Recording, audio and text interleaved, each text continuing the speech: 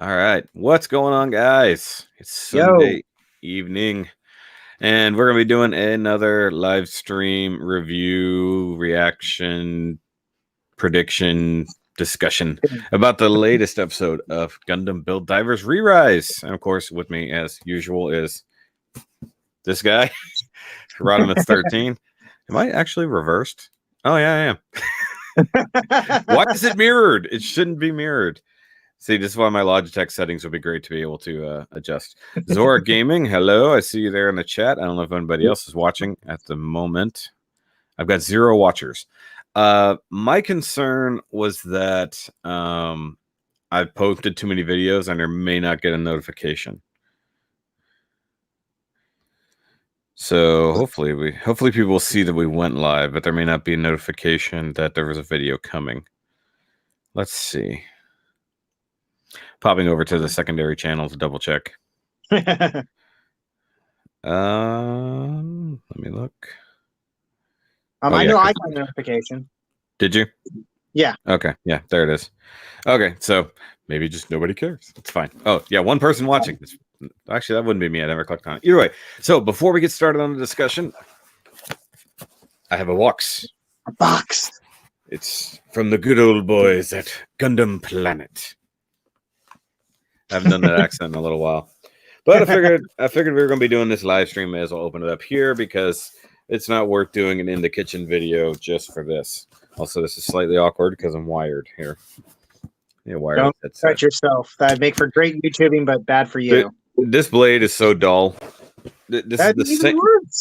This is the same blade I've been using to open or do unboxings and open other things for like 2 years.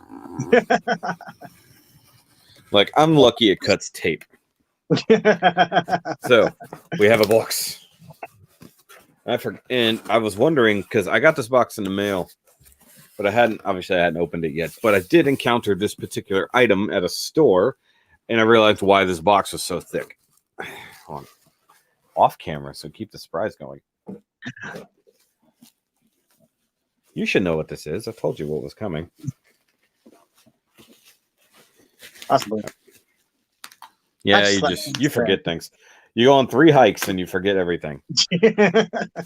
So he went camping this weekend. Hello, everybody who's watching. And he was basically complaining about how tired he was this morning. My legs. We walked so many miles through the trees and the hills. Either way, I got Wargreymon. Woo! No, it's not mirrored. Hold on. Why is it? It's mirrored, but it's not mirrored. Okay. So either way, I got the figurized standard Wargreymon amplified because everybody else was getting it, and I wanted to get it. And I was iffy on Omegamon because I've already reviewed the old one that Nick let me look at. But apparently, the new amplified version does actually have some updates, newer tooling, details, better parts separation, stuff like that. But as for Wargreymon, I have not looked at or anything before. However, Quentin, who was featured in Double October, is working on it currently, and he says like he's trying to figure out a good color to match this kind of yellowish, goldish color. Because he doesn't like the bare plastic color. And I can agree with him. He showed me the pictures. But as an old Digimon season 1 and original group fan, I had to have this. I think it was pretty cool. But look at this. This is a big old box. This is old school MG size. Yeah, because it reminds me of like the Nemo box that we from the giveaway. Yep. Or the prize. And yes. But I look forward to it. It'll be my first Digimon build. It's pretty cool looking. Kind of Gundam-esque. I'm not going to make the Barbatos reference, but I don't know. Part of the only thing that kind of bugs me is like the amplified parts. Like I think his claws, like he's got these extra long claws, but his original ones are like there. So it's like these super long claws hanging out. I don't know why. Detail-wise, I think that's actually a thing from the original design. Maybe. I don't know. They look way too big. Like, I'm sure they made them look super extra long, sharp too. And they his wings are done slightly different. Like they can kind of break up a little bit. They go from looking like a solid shield to spreading and having feathers almost. It's really weird. Either way, I love Wargreymon. I think it'll be pretty cool. I'm just waiting for the P Bandai version of Black Wargreymon, because that'll happen. They're gonna do it. Yeah. Guys, if you're watching, say hi in the chat. Let us know you're here. I see 6 people are looking, but only one person commented 30 minutes ago. So it's all good. Now, of course, pre-warning, we're going to be talking about an episode that's new. So if you have not watched it and you don't want to be spoiled on anything that's going on, by all means, go away, for your own sake.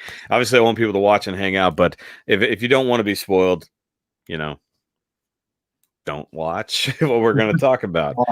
And of course, go back when this stream is over, go watch last week's, where we kind of covered the series up till now. So this should be a shorter episode in theory, because we're only talking about one episode.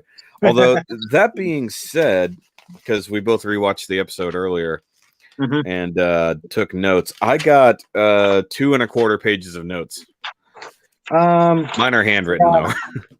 I got like 1.5, but I typed it up.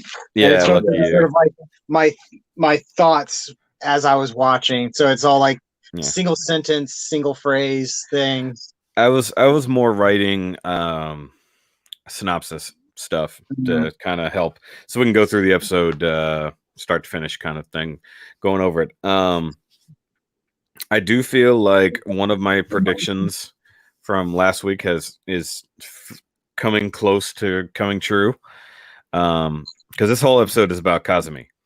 Yep. And I'll say this right off the bat, this is my favorite episode of the show so far.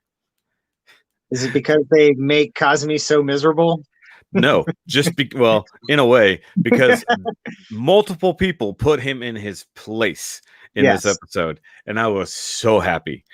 All right, so if we start out, we start out with a quick recap of what the battle from last episode, where Par transformed and kicked ass, and turns out he's actually just watching the replay on his little screen dealy, or his little iPad, or G-pad, probably as they would call it. And he's wanting to post it to his G-tube, but because he did nothing in the battle, he's like, I'm not gonna post this. I didn't actually do anything. Just basically showing that he's so egocentric that because he did nothing, he wouldn't bother showing off what happened, even though his team got a major win.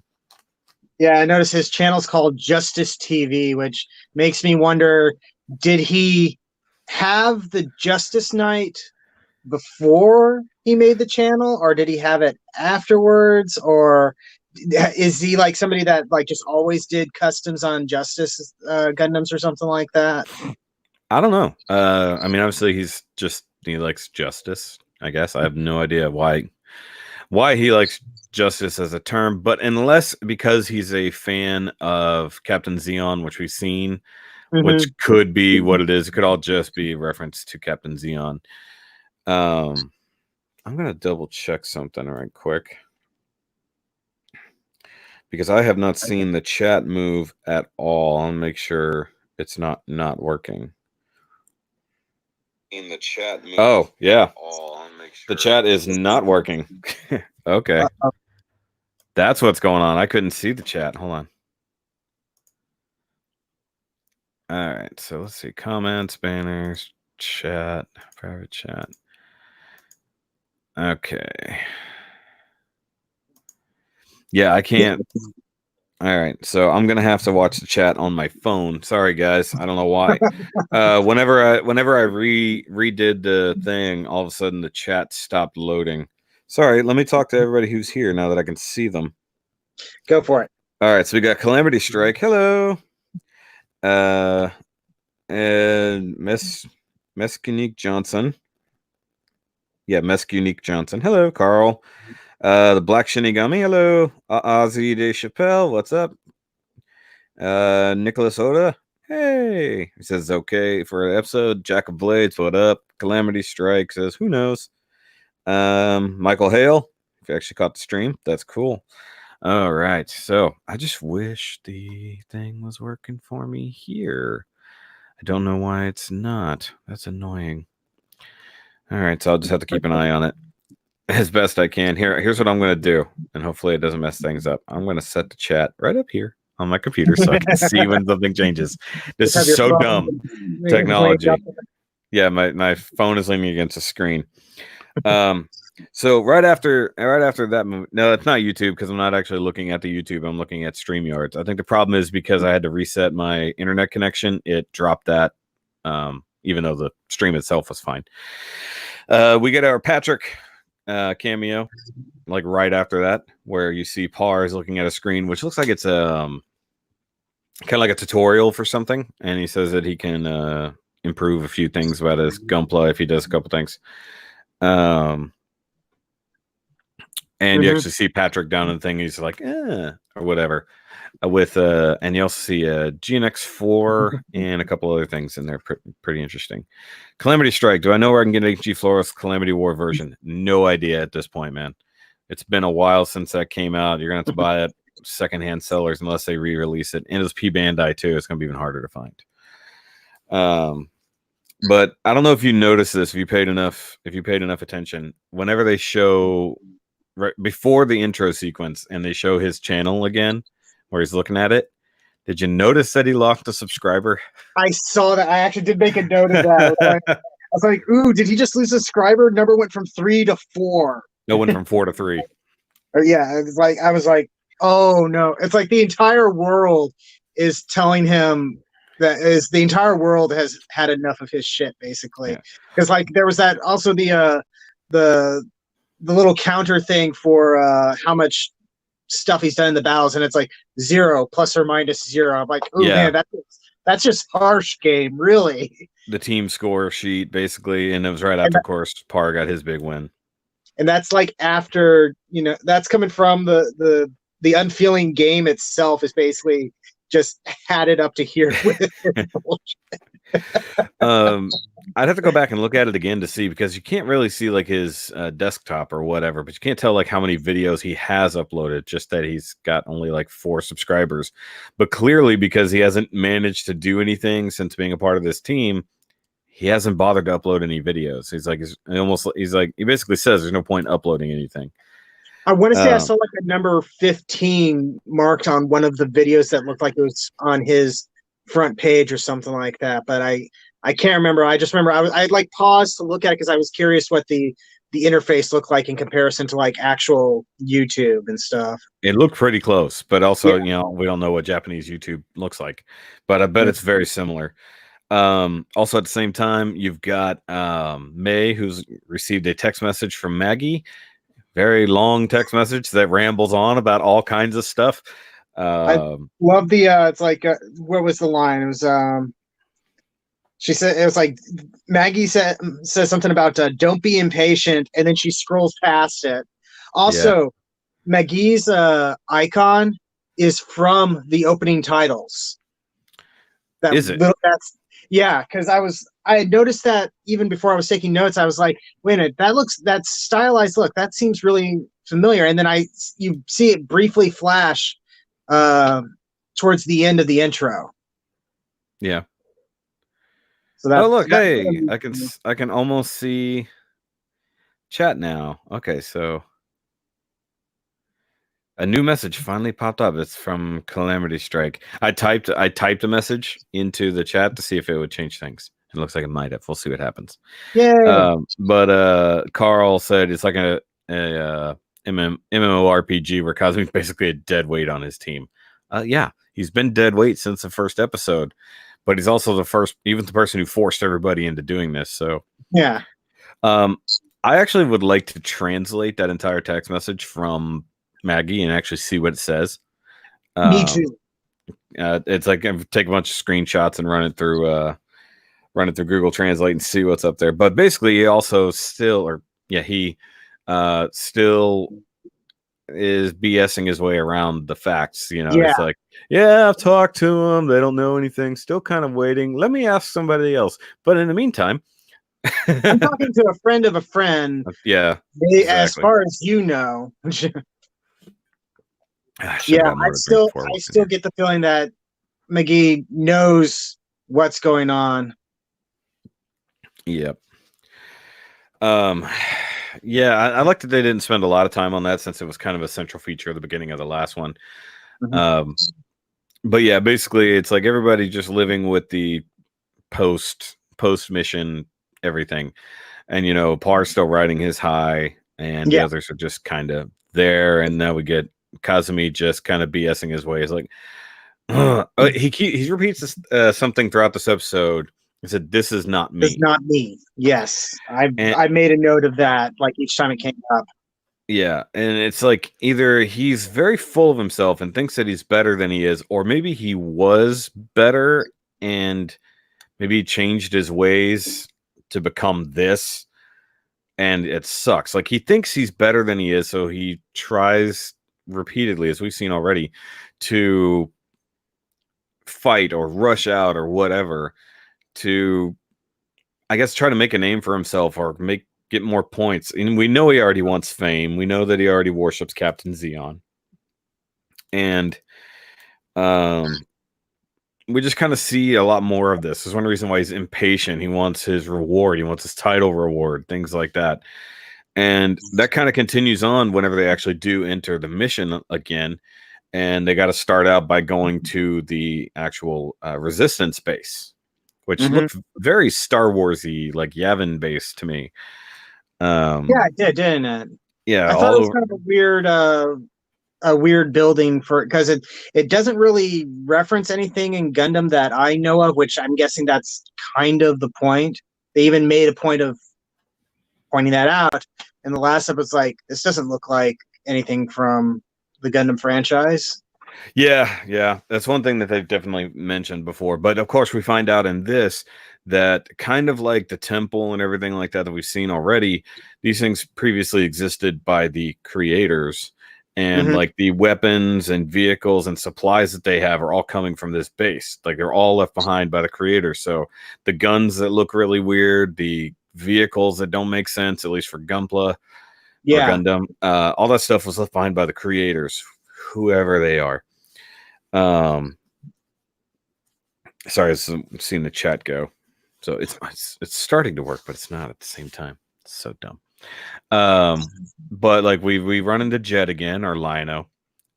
It's like we meet up with Lino again, and they have this whole conversation back at the village still. Like the one like gray wolf looking kid really wants to go along and do all this stuff, and they're still telling him no, which is kind of getting annoying, which leads me to believe he's going to do something impulsive later, potentially with an antagonist.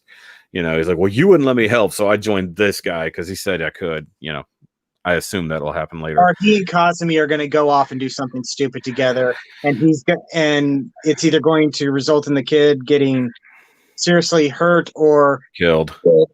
But it's build divers, so I don't know if they really would off somebody, but you never know. Yeah, well, I mean that's basically been my whole thing, is like he's got to have this attitude, and then until something happens, and that's his big flip moment where he has to change and be a better team player. But obviously he talked to that kid, and he's like, yeah, you can come with me, you know, I'm Justice Knight Captain, whatever the crap he threw at him. You can tell that kid's just basically trying to suck up to him to get him to let him come along. A note that I made here was like, somebody's paying attention to me, I'm so happy. And I just sort of wrote that down as a joke, but as I went through the episode, I'm noticing that a lot of Kazami's stuff is kind of cries for attention almost. Maybe I'm looking too deep into it, but a lot of it revolves around he wants people to... He wants recognition.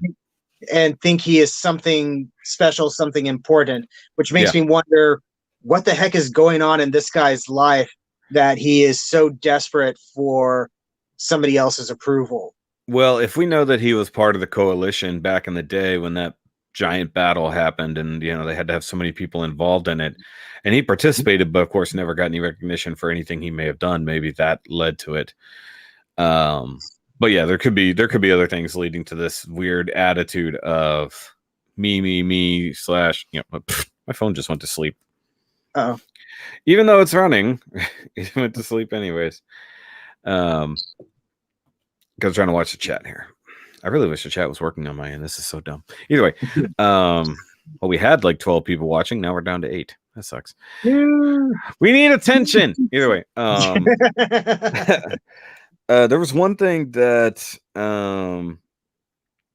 the chick, the female furry doggy person. Yeah, I can't remember puppy, puppy person. I always forget her name. She said something. It was the first time that he got called out on his crap.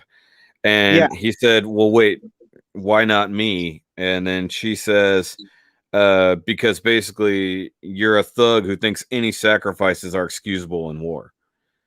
And, you know, his reaction to that was like, whoa, you know. And then he's kind of talking to himself before he runs into that Gray Wolf kid. And he starts mentioning something about Sligger, Lieutenant Sligger Law, I assume was from like an old UC thing. Because I remember that character being in the game, the one of the games. Sligger Law he was a pilot that came in after one of the main characters died, and he primarily piloted one of the core fighters, I want to say, and he was a very blusterous person, very similar to Kazami, actually. Yeah, and was kind of a gross character, didn't do much, and then died. Yeah. Spoilers for, you know, for a 30-year-old show. But I mean, it makes sense if it was the same kind of talk big, not really do much, and, you know, run in first type attitude. And it makes sense if he's kind of following that as a he came in after Ryu death. Thank you. Okay. I was blanking on the name. No idea. You see, noob. But once we do finally get to the base, because he's basically bitching, okay, what's our next mission? We don't even know anything about it, you know. And then they're like, well, why are we just talking about going to the base? And May's literally like, the base is probably where the next flag is, so we can learn the mission. He's like, oh, okay, let's go. He's like so impatient. He's like, I just want to get through this. But then when the teenage chick basically starts chasing him around, like, if he knows this is an NPC, why would he like act like that? It's like he's starting to get comfortable, starting to not think about it. But he's like, basically, he's like, no, you're not taking him with you to whatever, chase him with a frying pan. And he's actually running around like a comic relief character. Which he's gone from kind of comic relief to like all of a sudden we have to care about him, which is what we're doing episode per episode right now. Build up these characters, reasons to care about them. You know, that's, you know, we got to do all that world building and stuff. See, as somebody that's had to do that with my webcomic and stuff like that, I can understand what they're doing. But how quickly have you had to do that versus having time to spread it out? There's one character that it would have been nice to have maybe spent more time with her, but we needed to do everything with her that we ended up doing. So try not to spoil things too much, because I don't know how far you've gotten on my comic. I'm way behind. So, I hate to say that, I'm way behind. I like Riser says the best Gundam ever in period because there's a furry village. It's the puppy people. The puppy people. Okay, so like I said, we got to the base. It's a cool base, old base, full of cool tech, and we start meeting some new characters. We got their leader or their commander, Goros, something like that. The eye patch guy, if I remember correctly, Goros. And then the secondary guy who's clearly in charge, who is Moran. Which is funny because I watched Mulan this morning, and as soon as he said it, I was like, he said Mulan. And I was like, wait, that's racist. I have a feeling when I saw that scene, I wrote down, it's like, I feel like I've been dropped into a Seven Kingdoms tactics game or something like that. They feel like something from a different franchise, basically. Kind of, yeah. When am I going to review the V2 Gundam? I'm not going to be reviewing hardly any of the V Gundams at all. If you want to see that, go check out his channel because he'll be getting them. That being said, I'll probably be getting the Valkylander. just because I like it. Anyways, so we found out that Moran dislikes any Gunpla. He really doesn't trust him, and it's like there's not going to be. Basically, he's like these are no different than him. It's like him. What? Mm-hmm. Oh, gee, I wonder if you're talking about the cell time. And then he later flat out says it. Yeah. So I'm wondering how they know that thing's name. It's clear that they trusted the pilot of the Celtim to help them do something, and he's betrayed them. That's obvious. He definitely he says it flat out. It's like, no, they're going to betray us. They're Gunpla pilots. That's what they do. So we already know now there's another Gunpla, definitely a Gunpla, and definitely being piloted by a person in this. But they discuss it like, well, that can't be. Like it doesn't. There's no other characters in here. There's no player versus player situation that we know of yet. So this is strange. Oh, very slowly the chat is loading. Like that's funny. Like one of the earlier things just finally popped up on that. What? Funny you should use the word strange because that's what seltsam is, strange in German. Oh, really? Okay. I hadn't had a chance to figure out what it was. Because I was like, this sounds like it's a reference to something, and so I just typed it into Google, and it brought up a Google Translate thing, and it means strange in German. So it is the Strange Gundam. It's very strange. It is. Actually, I don't know if it's actually called a Gundam or not in the name, or is it just called Seltsam? I have to look at the actual packaging. Let's go to Gundam Planet. We'll bring up the screen share again. Let's go look. Actually, yeah, and I'm gonna do that. One thing that I wrote down as a little joke was when he's talking to when they're talking to the blue-haired one, and Kazami starts getting all excited about the concept of it's a raid. That means that things could happen, people could die, and he the blue-haired guy sort of slams his fist on the ground or on the table, and he effectively says, "It's like, do you think this is a game?" Yeah, he literally said, "What do you?" No, he says, "What do you think this is?" That line was great. And I'm just mentally going, it's like, do you think this is a game? And they're like, well, yes. Yeah. Okay, so it is Gundam Seltam. I just wanted to double check. So I always got to check whenever they have a random name if it's actually called Gundam or not. You got to check. I was going to bring that up next because they're talking about how it's basically an escort mission. They said that the Gundam, now they have the Gunpla on their side, they can retreat a little bit and kind of recoup, regather their forces so that they can go on a much bigger attack on the silver tower that is surrounded by One Eyes. And it's got something inside, obviously. And they said, well, obviously it's a thing we should go after. So they want the Gunpla to help guard their train so everybody can load up and retreat to the next area. And his bitching was that it's just like an escort mission. There's no one to fight, and then leads into that whole thing where May says that, well, odds are there's probably going to be raids because if we're supposed to be an escape mission, so if you're a retreat mission, they're going to try to raid. They're going to try to kill you while you've got everything put away. And that's when he goes off and he's like, how many One Eyes are there be? 10, 20? Starts like getting a little giddy, like he's thinking he's going to get his numbers up, which is all he's worried about. He wants his destruction count to go up like everybody else's. Celsum should have a better weapon than a GN Lance. Looks weird, especially when the extendo arm. The whole thing looks weird. Let's just be honest here. I think that's the point, to be honest. Yeah, so based on the Gundam Mark III, I think we'll be getting a Mark III in the future. Who knows? Maybe. It's like sometimes these things don't lead to us getting other Gunpla. Sadly, AI are people too. This is true. In this case, yes.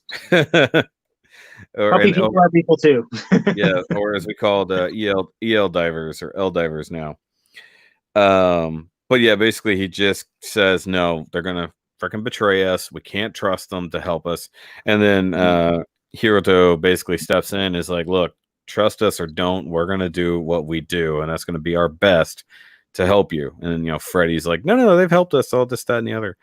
Of course, the guy who obviously has been betrayed is not going to trust anybody. It's not stupid.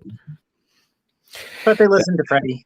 Yeah, everybody listens to Freddy. Freddy's going to be super important down the line. I bet he transforms into a little glowing light of something later on to help power up somebody's Gundam when he dies. Or maybe he becomes a Gundam. Freddy Gundam. He just turns into like a bear guy. Escort missions are fun, especially on Armored Core. Yeah, it's weird but dangerous. But they were talking about, is there another player in the game? And of course, Hiroto gets kind of hung up on the name Seltsam because he's so he knows something, but I'm confused. I don't know why he's not saying anything. So he either thinks it's impossible or he's way too into being this mysterious type person. I don't think he knows what it is, because I think we would have seen something to that effect by now.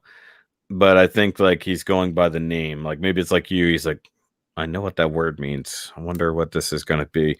But of course, I stand by my prediction that I made earlier that he probably knows the pilot, because he's an advanced builder and pilot. And like he's been around a while. He's very good at what he does. What are the odds that now we have this pilot who doesn't know one of our main protagonists and probably isn't doing the same thing one of our main protagonists is doing? So what are the odds he's also looking for that girl that Hiroto is after? I'm not seeing. Oh yeah, it has 4 eyes. Yeah, that was one thing I was going to bring up. It's got 4 eyes and then the weird V fin that's crooked, so it has like 5 eyes, kind of. It's really strange. Yeah, it's got 4 eyes, kind of like a kind of like in a head or a Jinx that has 4 eyes. Looks more like in a head. Just by the way it's more or less designed, but then again, other things have had more 4 eyes, but they're continuing the idea of a lot more things. I wrote down, it's like, that's way more than 1 eye. So when they're calling it a 1 eye.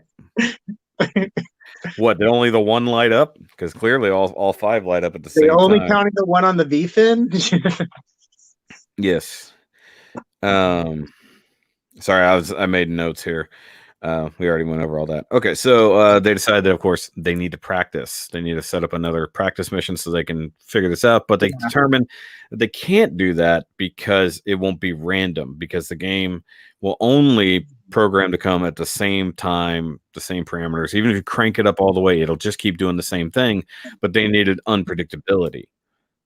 So they decide, hey, let's put it out there. We'll create this mission and see if somebody will come and help us. Get another team to come and do this with us. And what happens? Kazami's old team shows up. What were the odds of that? Harut had 4. Harut actually had 6, I believe, in Marut mode. I believe it actually opened up and has 6 eyes. Sorry, they're talking about how eyes equal more power.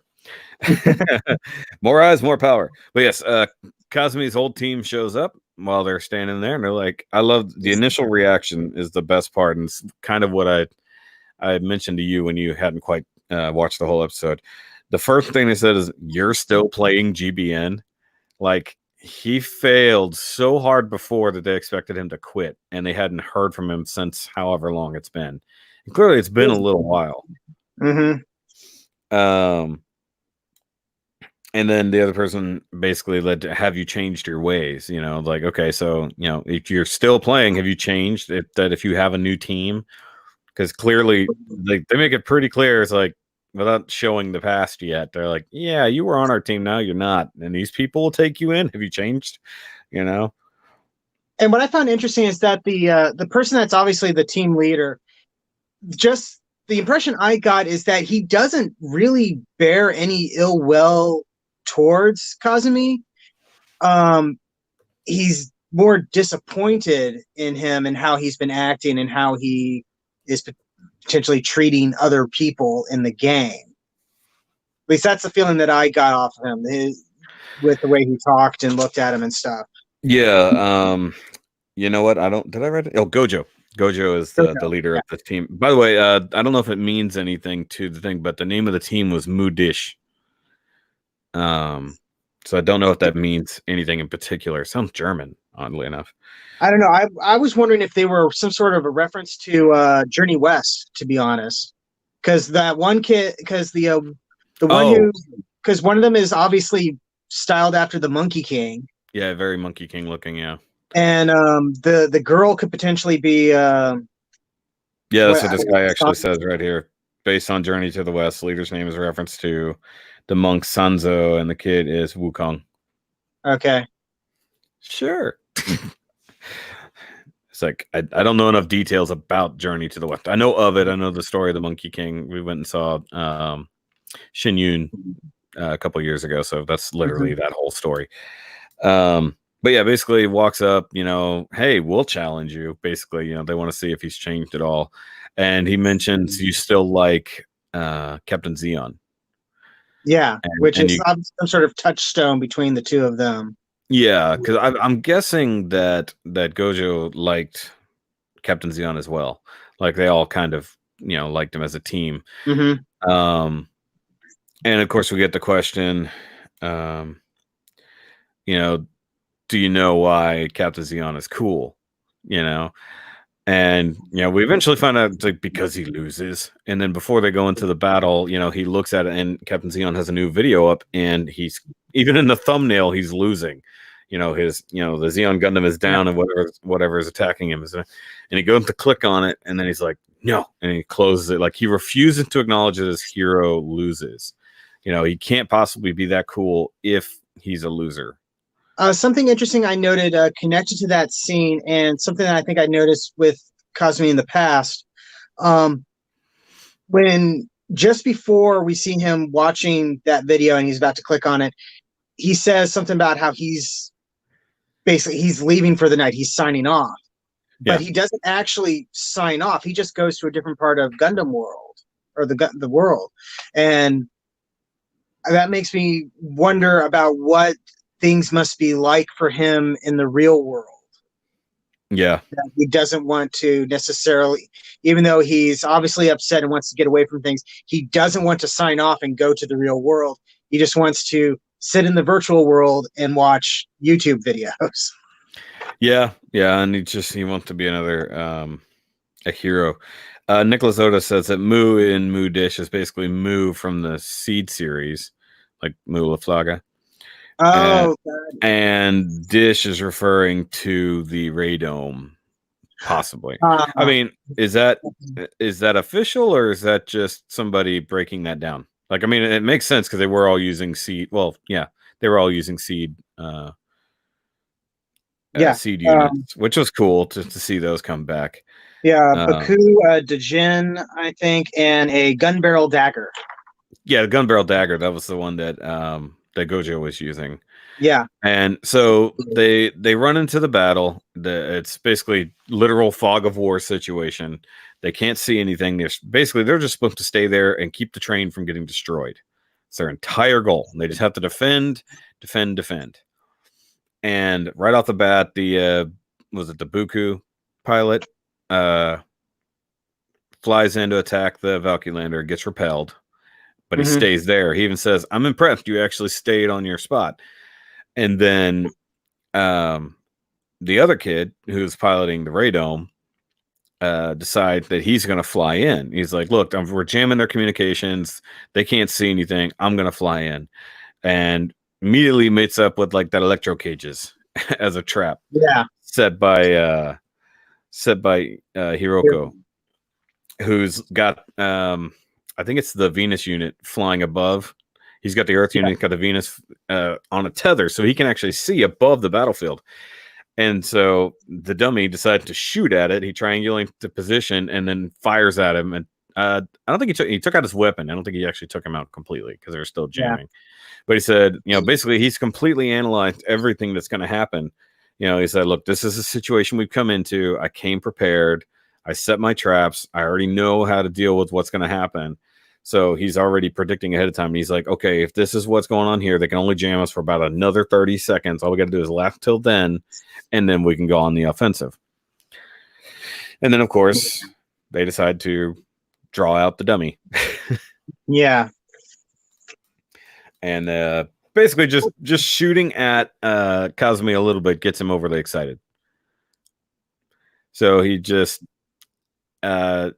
sees some movement and decides to just shoot off at it, hits something, and he's like, there he is, and just takes off into the freaking fog like a moron.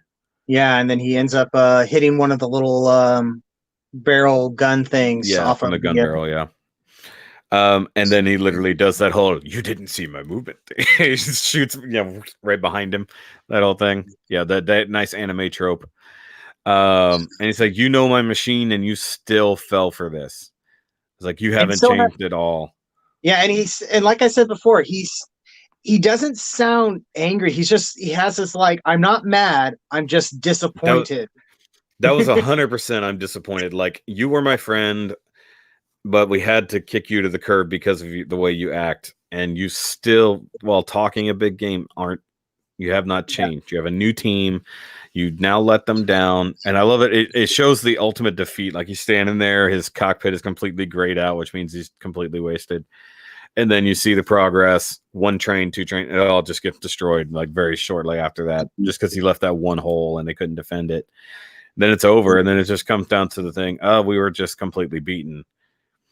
And we had the flashback earlier that we were talking about, where they're confronting him. It clearly must have been the end of his previous team before they kicked him off. And it said, "Look, it's your fault we lost because you jumped out there when all you had to do was wait. But no, you wanted your bonus points." And then Goji basically said, or Gojo, whatever. Gojo. I should know Gojo. It's the hand cleaning stuff. He basically says, "No, we lost as a team." And there's like basically, and he said literally like hand holding or babysitting or something like that. As always, like, he's been defending Kazami for so long that his team is even annoyed at him for doing it. Exactly. And then it comes down to goes back to the whole Captain Zeon loses. And that's why he's cool. And then Gojo confronts Hiroto for knowing exactly what was going to happen. Like, he saw the situation, predicted it. He's like this awesome tactical forecaster, basically. Yeah. But and he even says, he's like, "Why didn't you tell everyone else?" And even Kazami says, "If you knew this was going to happen, why didn't you tell us?" Yeah, and Kazami's not wrong here. No, he's not. If Hiroto had knew what was going on and had a plan, he really should have said something. Yeah, that's kind of been his deal, because they didn't even know he had his Mars unit before or anything like that. Like, they've seen on minor missions where they have had time to really plan things out ahead of time, and they could talk, like the escort mission to get them into the base to blow it up. There was no big surprises there, other than seeing what the Venus unit could do. He wasn't doing anything special. They were just, "Look, you've got to go do this. We're going to do this." That's the end of that. In this case, he literally predicted what was going to happen to set up all the preventative measures, but didn't let his team in on it. And he literally narrows it down. It's like, "Look, you don't trust your team. If you can't trust your team, then, if you're just going to only do everything for yourself, what's the point in your team? How do you feel about them? How do you feel about Kazami?" And like, he pauses for Kazami stops in a second because he's walking away, and then Hiroto says nothing, and it's just like, wow, dude. Yeah. And like Nicholas just said, he's still a solo player at heart, but clearly he was a team player at some point, and he's become a solo player due to the past that we haven't seen yet, because he's probably going to be the one we get the slowest progression on, either him or May. Probably him. I feel like May doesn't have a whole lot of character right now, and that's annoying me. I hope we don't have like a 4-episode run of May's character issues later. Probably. I hope she actually gets some development or something like that, and they don't just leave her out because she's the girl character or something. Yeah, because right now it's fear right now. Yeah, it's like she is just the girl. Like, she's not doing anything extraordinary, but she's the second best person there. Yeah. She's the only one investigating why this mission is happening. So we know she's intelligent. We know she's a team player. We know that she can build Gunpla, but she's kind of only a mild fighter. But her and Hiroto make a great team together. Like, together, they're like the powerhouse of the team. Exactly.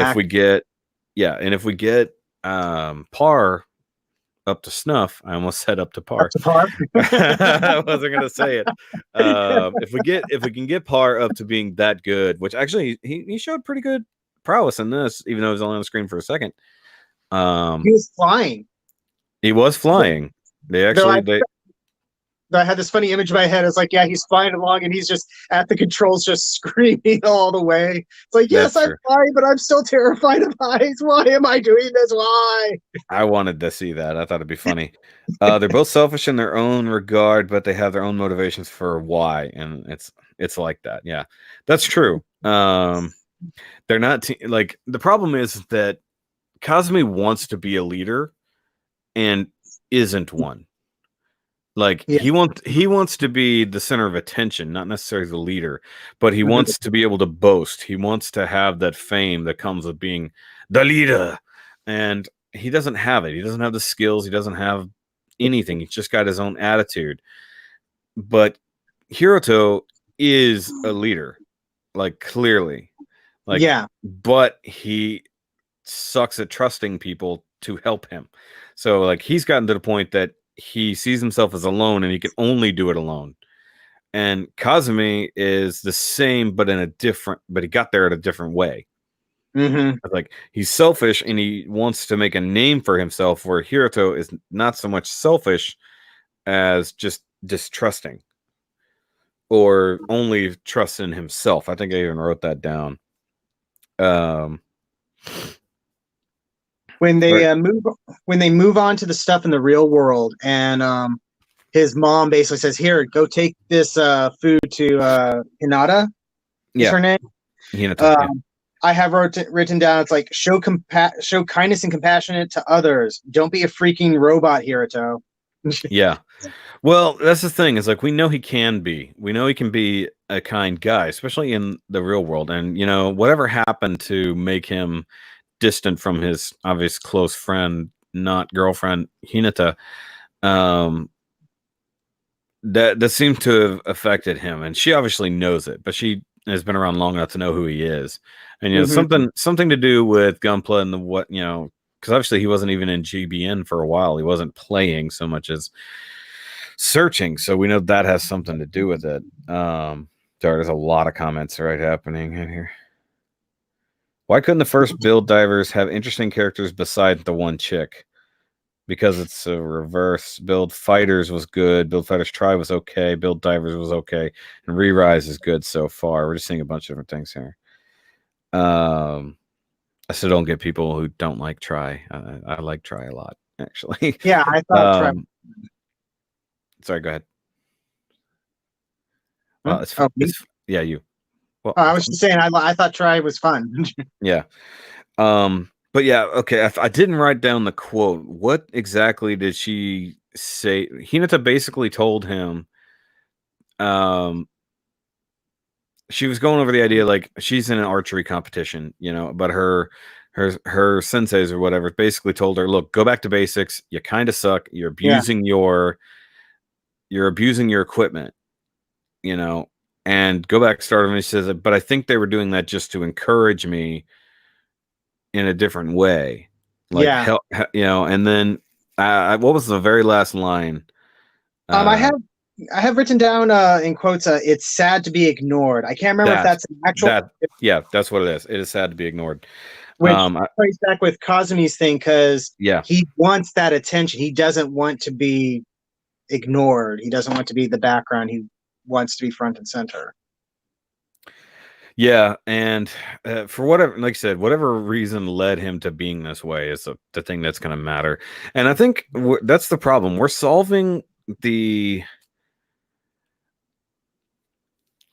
right now, we're dealing with the symptoms, but we're not dealing with the thing that caused it. Yeah, even with Par. Even with Par, we don't know why he's scared of heights, scared of flying. And that really annoys me, because I would have liked to have seen that happen this episode, because it mattered. Like, if you wanted to give us 3 episodes back to back of Par's development and to finally cover why he hates flying, like, I assume he's going to have another issue flying soon. Like, something's going to happen. He's going to freak out. Like, there's going to be a battle in the air. He's going to freak out again and shut down. And then they'll have to cover why he's like this, or maybe Freddy or one of the kids is going to get hurt again, and that's going to drive him into that spiral again. Something, yeah. Because losing somebody who matters while flying seems to be the thing. Sorry, there's a whole lot of commenting going on here. Riku was a bland main character. The rest of the squad was pretty bland. Seltsam probably stepped on his waifu, so now he's a sad boy. Sure. The interesting characters were watered down because the main characters are so bland. That's kind of true. May is a gym assistant in game, and she handles the small game issues, reports back to the head GM. Oh, GM. Okay. Waiting for added instructions. Yeah, that's funny, Nick. Void May, too mysterious, but too damn boring. I don't think she's boring. I think there's nothing for her yet. She's purposely being very flat. You can tell it's on purpose because she shows more when she's interacting with really Maggie. She's this mysterious thing. Yeah. Both shows are still directed by the same guy, but have different writers. That totally makes sense. Characters are bland for the story. Changed my mind. No. Try was good. I love the mecha designs. Mecha designs are good, but the characters, I had no problem with the characters. Thomas and what's up, guys? Fighters are bland because of the story. That's reaching story had much potential. I saw no problem with Fighters either series. Yeah, I liked it. I liked that they left some stuff kind of a mystery, and they're just like, okay. But I hate that they left us hanging. Yeah. If Minato was the protag of Try, it would have been so much better. Why? In what way would that have made it better? There's no problem with the protagonist we had of Try. I could see that getting annoyed by certain repeating actions, but that's a Super Robo thing. That's a Sentai thing. I mean, the only problem with the protagonist of Try was that it wasn't, the protagonist of the first season. Yeah. So the Kamiki might be a Mary Sue. You mean a Gary Stu? It's not a Mary Sue if it's not a girl. Sorry, but he was decent. His fight with Transient was beast. True. He was learning, and he wasn't just OP. That's entirely true. He sucked, and he had to learn how to do Gunpla, and he got better at his martial arts while he was at it. Yeah, see, there's nothing wrong with that. Oh, and Speedwagon Foundation says she loves Kazami. I hate Kazami because you're supposed to hate Kazami. Obviously, they're going to develop his character further. It's like, I feel like I'm feeling most of the things that you're supposed to feel at the beginning of this series. You're supposed to be annoyed by the character flaws. You're supposed to go, why are you like this? It's that kind of situation. But I'm worried, like, at some point, it's kind of sitcom-y to a degree. But I liked it that we have the ongoing mystery so far. Yeah. But I feel like they might rush a little too much at the beginning, kind of like we discussed earlier with the character development, so to speak. Like, obviously, we know Kazami is like this. We know he's been like this. We know it's caused problems. That's why he was alone.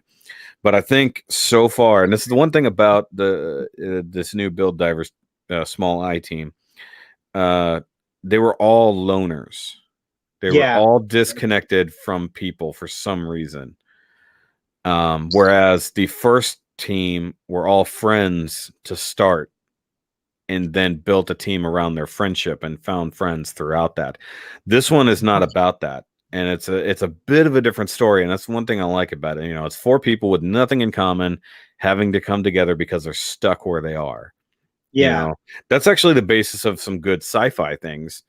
It's just set in a different type of world. So, I mean, and like I said at the beginning of all this is my favorite episode so far because Kazami is put in his place. Twice he's called out on his bullshit directly. But he has a very good point by the end of this where it shows him at the very end, and he goes back to Hiruto not saying anything when questioning what the team means to him. Yeah, why don't you say anything, Hiruto? Something I have written down. Yeah, why didn't you say anything? And so that's where Hiruto realizes the reason that Kazami's like this is for some reason he has issues with being ignored. He wants the spotlight, but he's not a leader. He's not a commander. He's just a big boisterous person. Blustery. I combined boisterous and blustery to be boisterous. It's a Pokemon. Let's see here. I liked Kazami's sister. What? Huh? Sister. Kazami doesn't have a sister. Why am I getting Discord notifications all of a sudden? I meant the story for DiVERS. Maybe got the name wrong. Sorry, I'm reading this out of order. Okay, story for DiVERS had potential, but was wasted and can't be linked to character growth because they literally couldn't. They could have done literally anything they wanted. That's true. Oh yeah, Gielise has real life Gunpla now. Yep, that's true. We got a Gielise coming soon. Build DiVERS wasn't about character growth. It was about what is human. That's true. That's literally about what it's like to be human.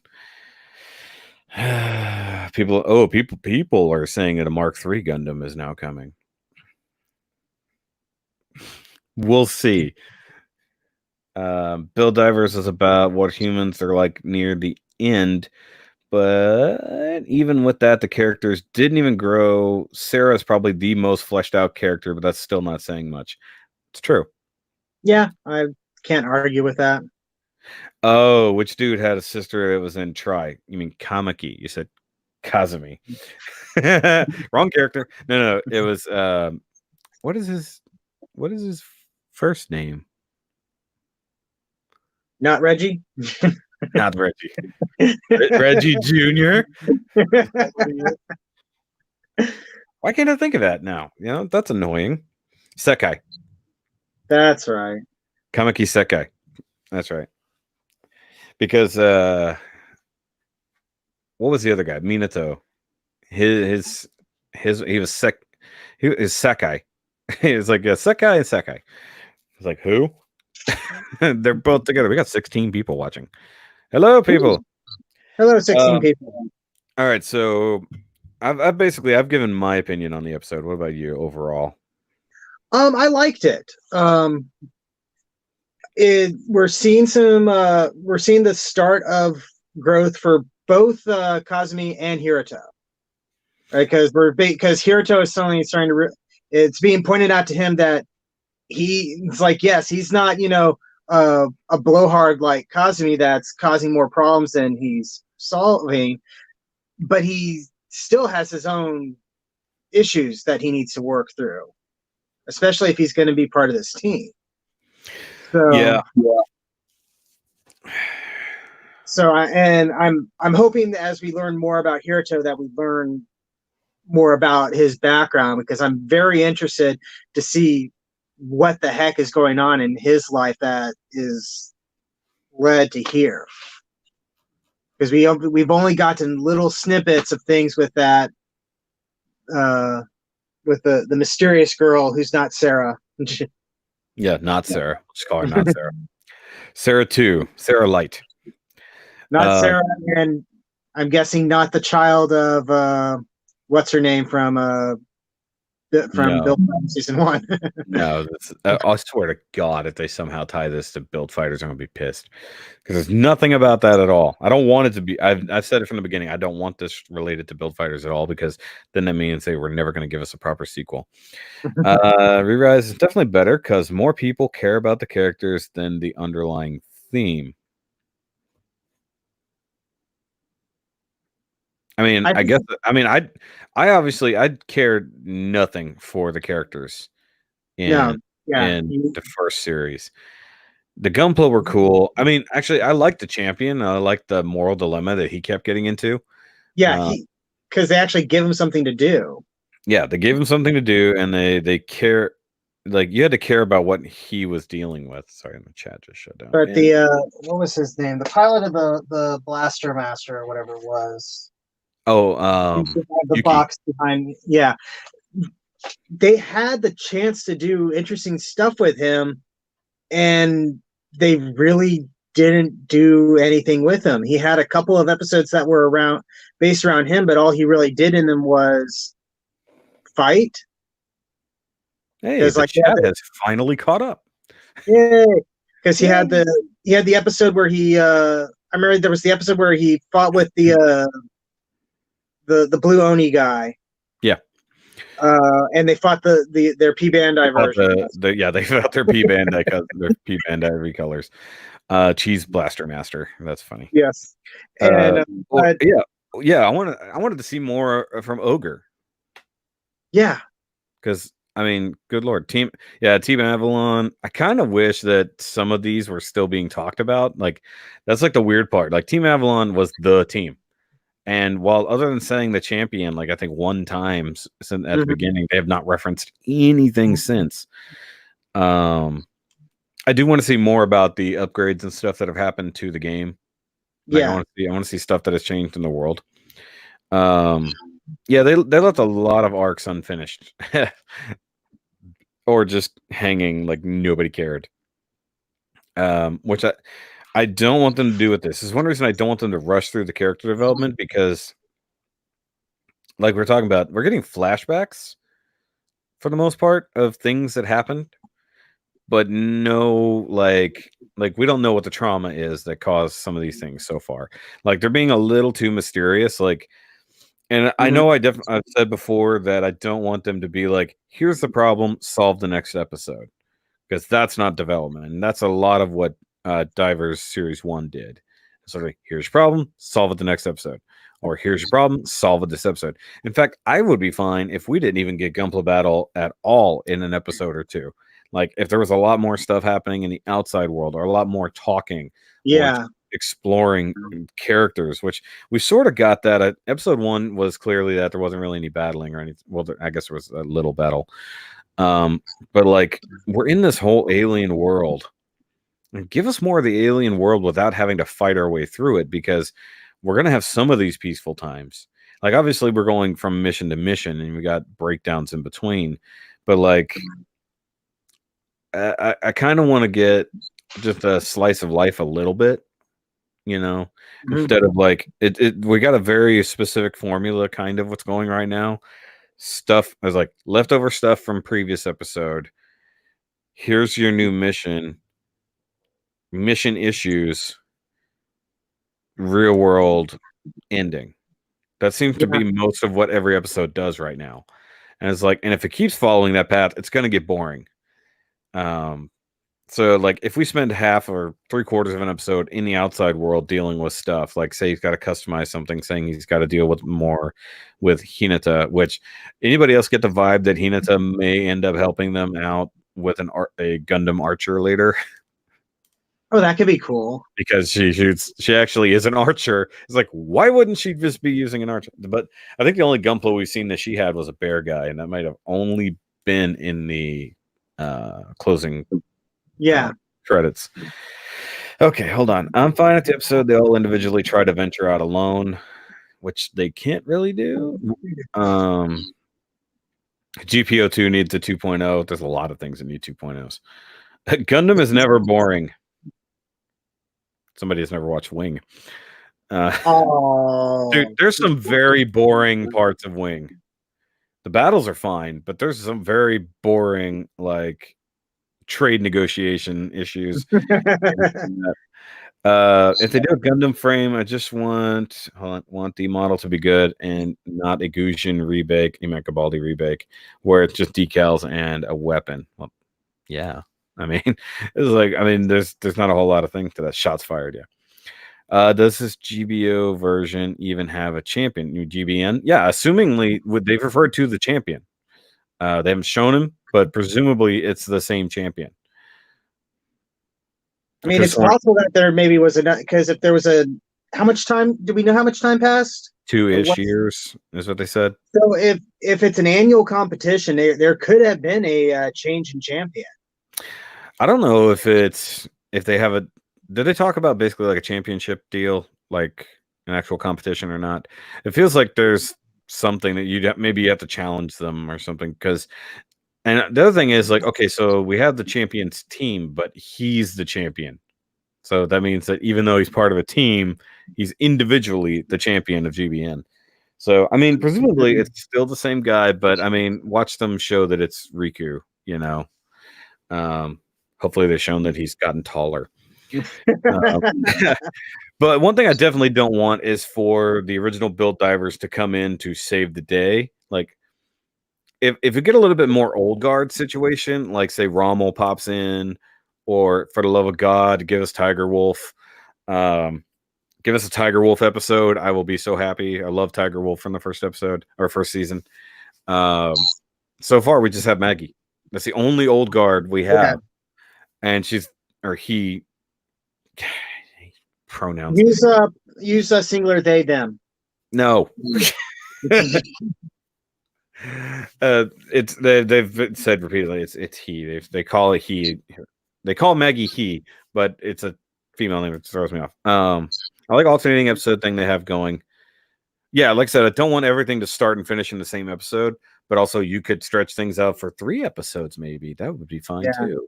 Gives you time to spread out the narrative.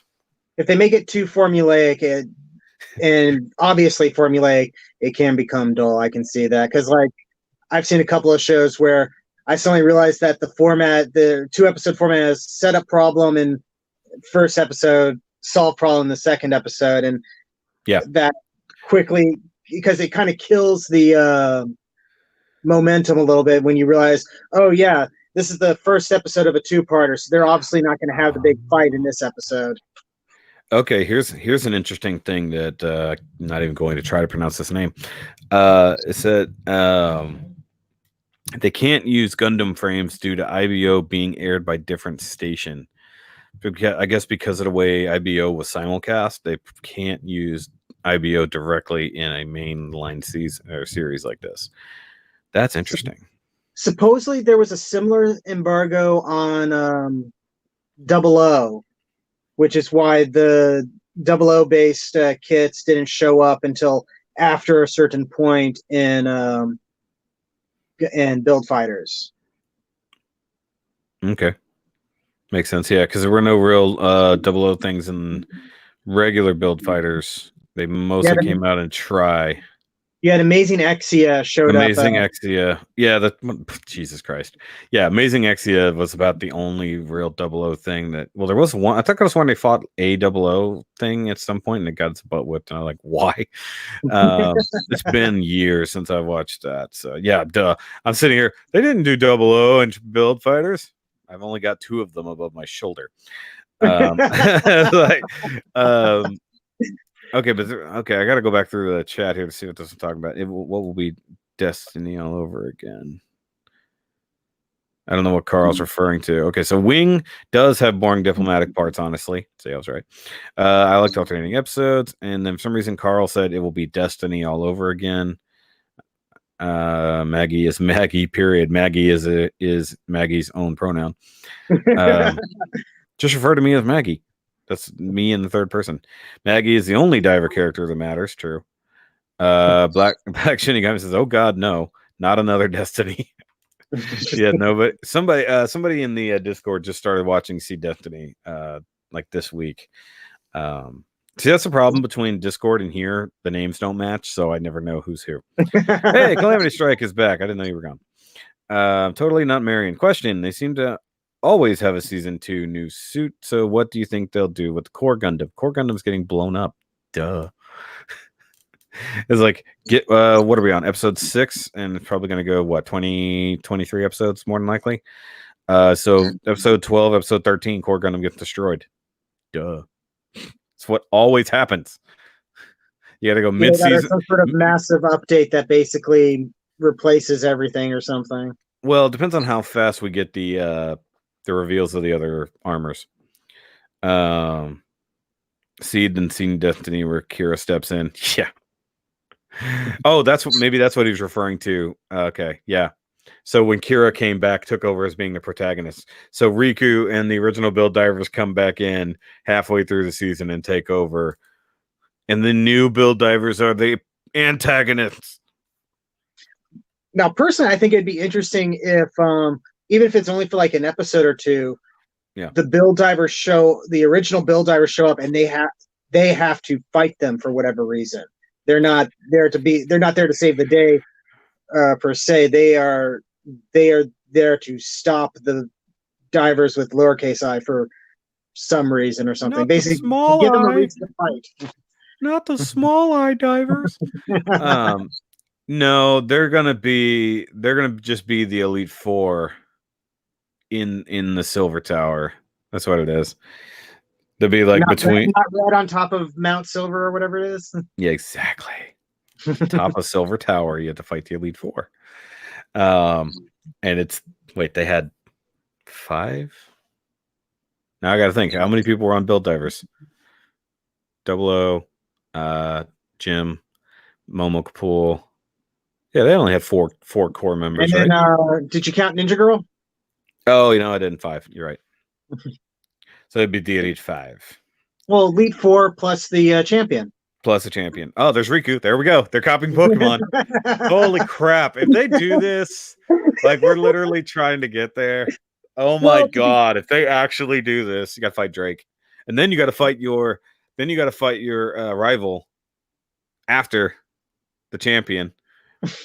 So the Seltsum pilot comes back. Okay, I think Core Gundam will just get new armor, not another model. I don't know. I think it's going to get old. System Gundam, new upgrade. Isn't Yuki supposed to come back? I don't know anything. I don't know why anybody keeps they're throwing it out there. Isn't he coming back? How would anybody know that? Like, have they been talking about it? I don't know. I haven't seen anything about it, but maybe I haven't been paying that close attention. But I've been trying to look at news articles on Gundam Kits collection whenever I can. Check out the new kits being released. Core Gundam will have white armor. Yeah, we knew about that. Yeah. 26 episodes, says Riser. Well, I said 13.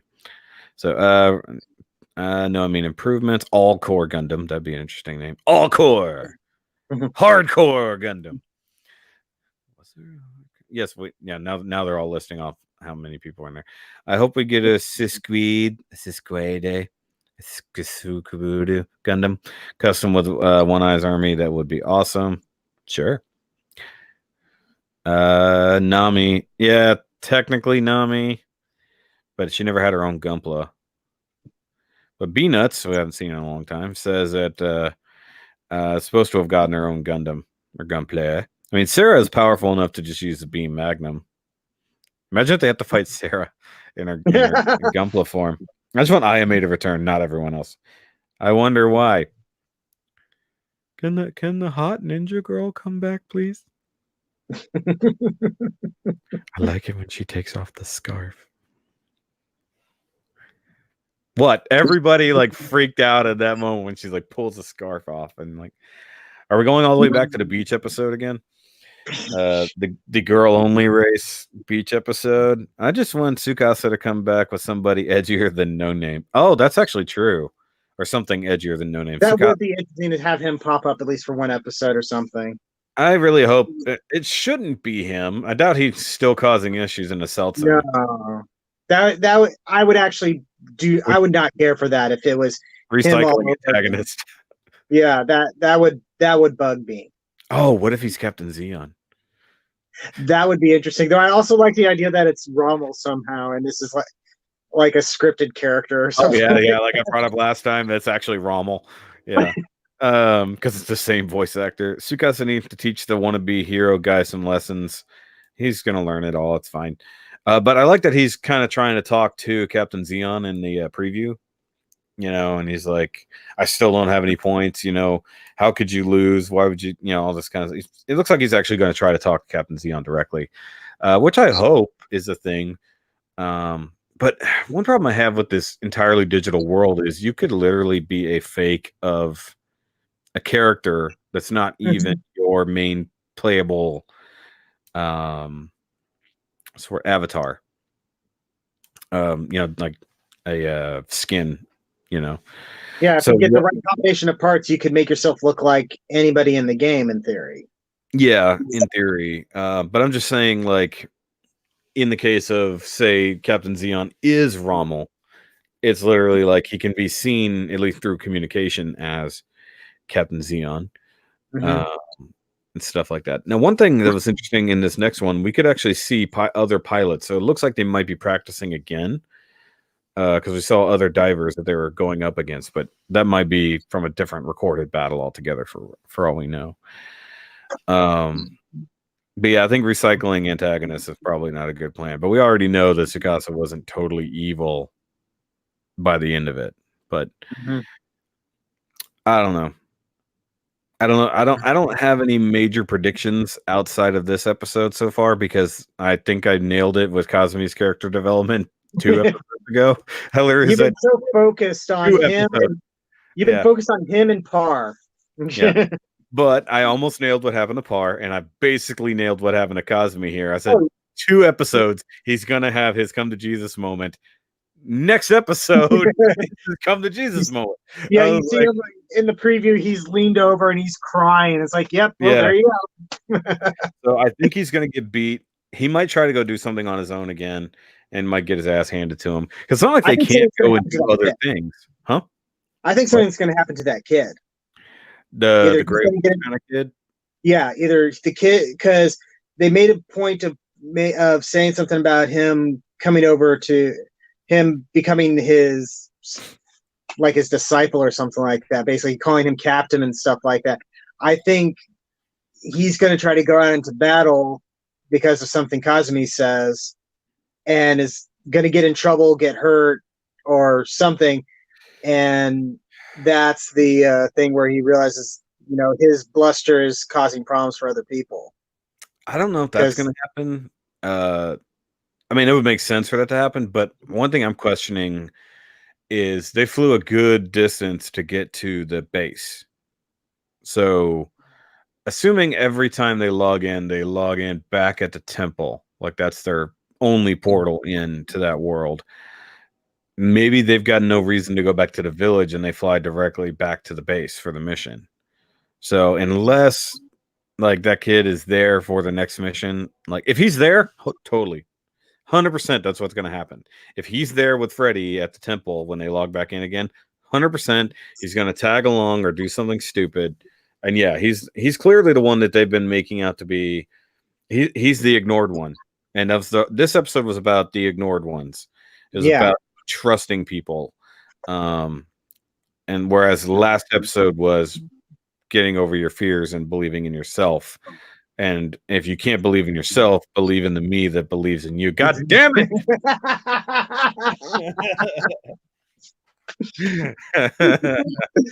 Where's my core drill? Don't believe in me. Believe in the. Yeah, if you can't believe in that believes in yourself, that believes in you. Oh God, that's what happened. Which now I want to go watch Gurren Lagann. Why did I do that to myself? I need to check out the movie versions of that at some point. The movie version is a little odd, if I'm honest. It does some interesting speeding through the story in some places. Well, that's part why I want to see how it's different. And the final chapter is really strange compared to the anime version. Like they do some weirder stuff in space once they get there, and they alter the ending a bit. Like the Gurren Lagann Gunpla win. Why haven't we seen a direct Gurren Lagann like clearly reference, like a Gundam in game that's clearly a Gurren Lagann reference? I mean, would they get in trouble? Who owns Gurren Lagann? Shoutamon was definitely a Gurren Lagann reference. Sunglasses and all that. He was because Shoutamon was basically oh my God, what's his name? Not Simon or Simon. His name is wasn't it something with a K too? It's K. It means God. Not Kami. Why am I drawing a blank? I'm tired. Kamina. It's Kamina, yeah. Kamina, there we go. Yeah. Yeah, but no, yeah, Shoutamon was straight up Kamina reference. 100%. Ota Lagann. Oh, look, Lagann has one, right? What? Hold on. Affordable Gurren Lagann Gunpla win. They haven't picked up the license for that yet, and I'm waiting. There's a Kotobukiya thing. There's figures, but I don't know that anybody has an actual kit, like a proper kit. But I assume that we'll see an SDCS first. That seems to be what they're doing. It's like everything gets an FDCS first, and then another one. Actually, no, that's not true because Gao Gaigar did their mini pluff first, then the SDCS. Shoutamon did have the drill tail. Yeah, but yeah. There was a lot of references. I get it. I was like, yes, I know. Gurren Lagann has a Motoroid coming out. There was a previous Motoroid for it as well. Yeah, the final arc was a Good Smiles Company Plamo kits, right? Yeah. But yeah, I haven't seen. But there's no Bandai, so obviously they haven't gone for that. I don't think there's there's not like a Tamashii Nations, or if there was an old one. SDCS is like, dude, there's like 20 people watching right now. I don't even know how that's possible. Who are all you people? I don't know you all. I did share the link all over the place. So hey, if we make this a weekly thing, we could actually get a decent audience. We're trying to make this a weekly thing. It's just when he's available. Obviously, my free time. When did we do it last week? I think we did Sunday as well. I thought we did it Friday. Yeah, we did it Friday because I had to go to bed because I had to get up the next morning. I had to go to work. Yeah, that's right. Because we went late. We went like till like 9:30, and like that's normally when I'm in bed. So yeah, we did a Friday last week, but you were going out of town, so we had to kind of make that happen. So yay, we got to do it this week. Actually, Sunday nights are fine. I mean, as long as we get it together, post dinner time. So guys, if you want to see us do this for the rest of the season, at least until Christmas happens, obviously that's going to cause some issues probably. On Sunday evenings, hit that like button. Hit the like button. Don't forget to like, comment, and subscribe. Yes, well, there's plenty of comments. Technically speaking, the chat counts as comment. Bandai has made a number of Robot Sphere Code Gias figures. Yeah. Well, I got free time to watch. Seed 4212. Hi, we all are watching you. I only just saw you guys were live. Yeah. My problem was that I wasn't sure if the notification was going to go out because I've been making the Double October Diaries live, usually 2 a day. So I'm trying to spread them out so I don't run into that 3 video problem. I haven't heard anybody complain about Motoroids, actually. Like, I've never heard anybody complain about Good Smile things. That was a question. But any experience with the Motoroids? No, I've wanted to get them. I just never have. Yeah, I wanted to get the one for the Stavalia or whatever it's called in Darling in the Franxx. I wanted to get that. Oh, yeah. And never ended up getting a chance to do it. There was other things I wanted to spend my money on. Even though I like the robot design, I want to check out a plastic kit of it. I want to get that too. For everybody who missed it earlier, obviously we were talking Digimon. I just remembered. So I have a Digimon. Yay. And I wouldn't be opposed to getting Shoutamon kits and stuff like that. I liked Cross Wars. I actually enjoyed Cross Wars, even though it was totally. But now, given the Gurren Lagann reference, I get why I liked it. I did not watch Cross Wars 2. I started, and it was so different. But like the like Shoutamon Cross Infinite or whatever it was eventually, where they just sucked in every Digimon, was ridiculous. Strelitzia, yeah, Strelitzia. But yeah, Bird of Paradise flower. Yes, I was play game while listening your chat. Now I rest play my game. I'm not picking on you, just reading comment as it comes across. Bandai never made a nice kit of Code Geass. Okay, or a nice kit. I put the emphasis on the wrong word.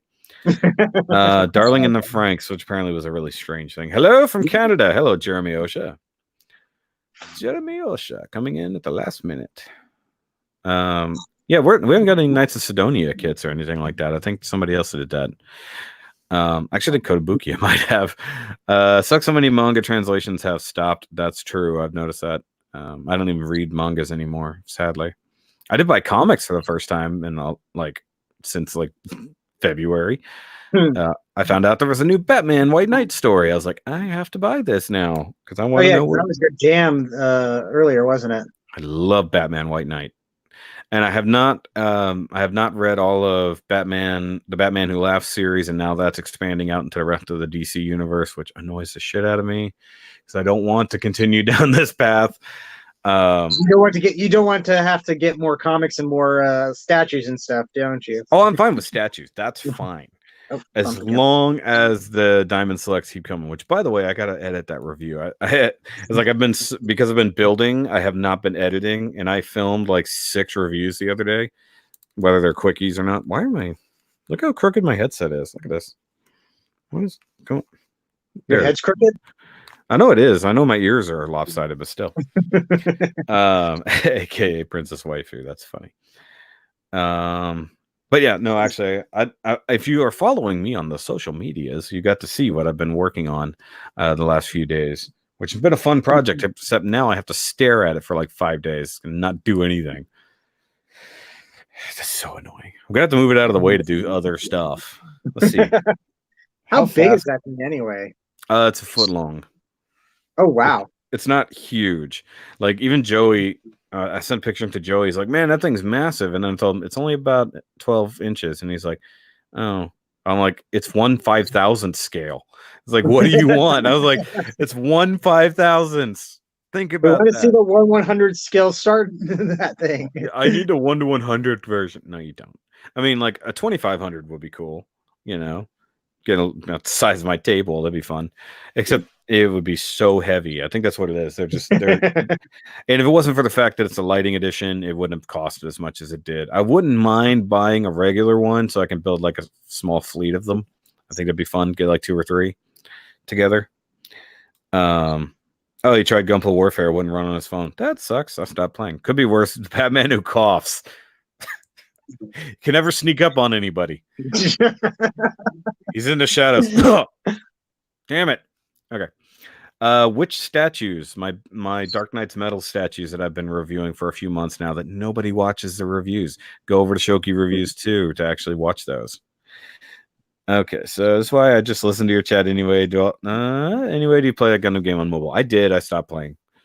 I was playing for a little while, and then my phone died, and I still have the game, but I had to restart, and it's a bummer. Yeah, that's Midas.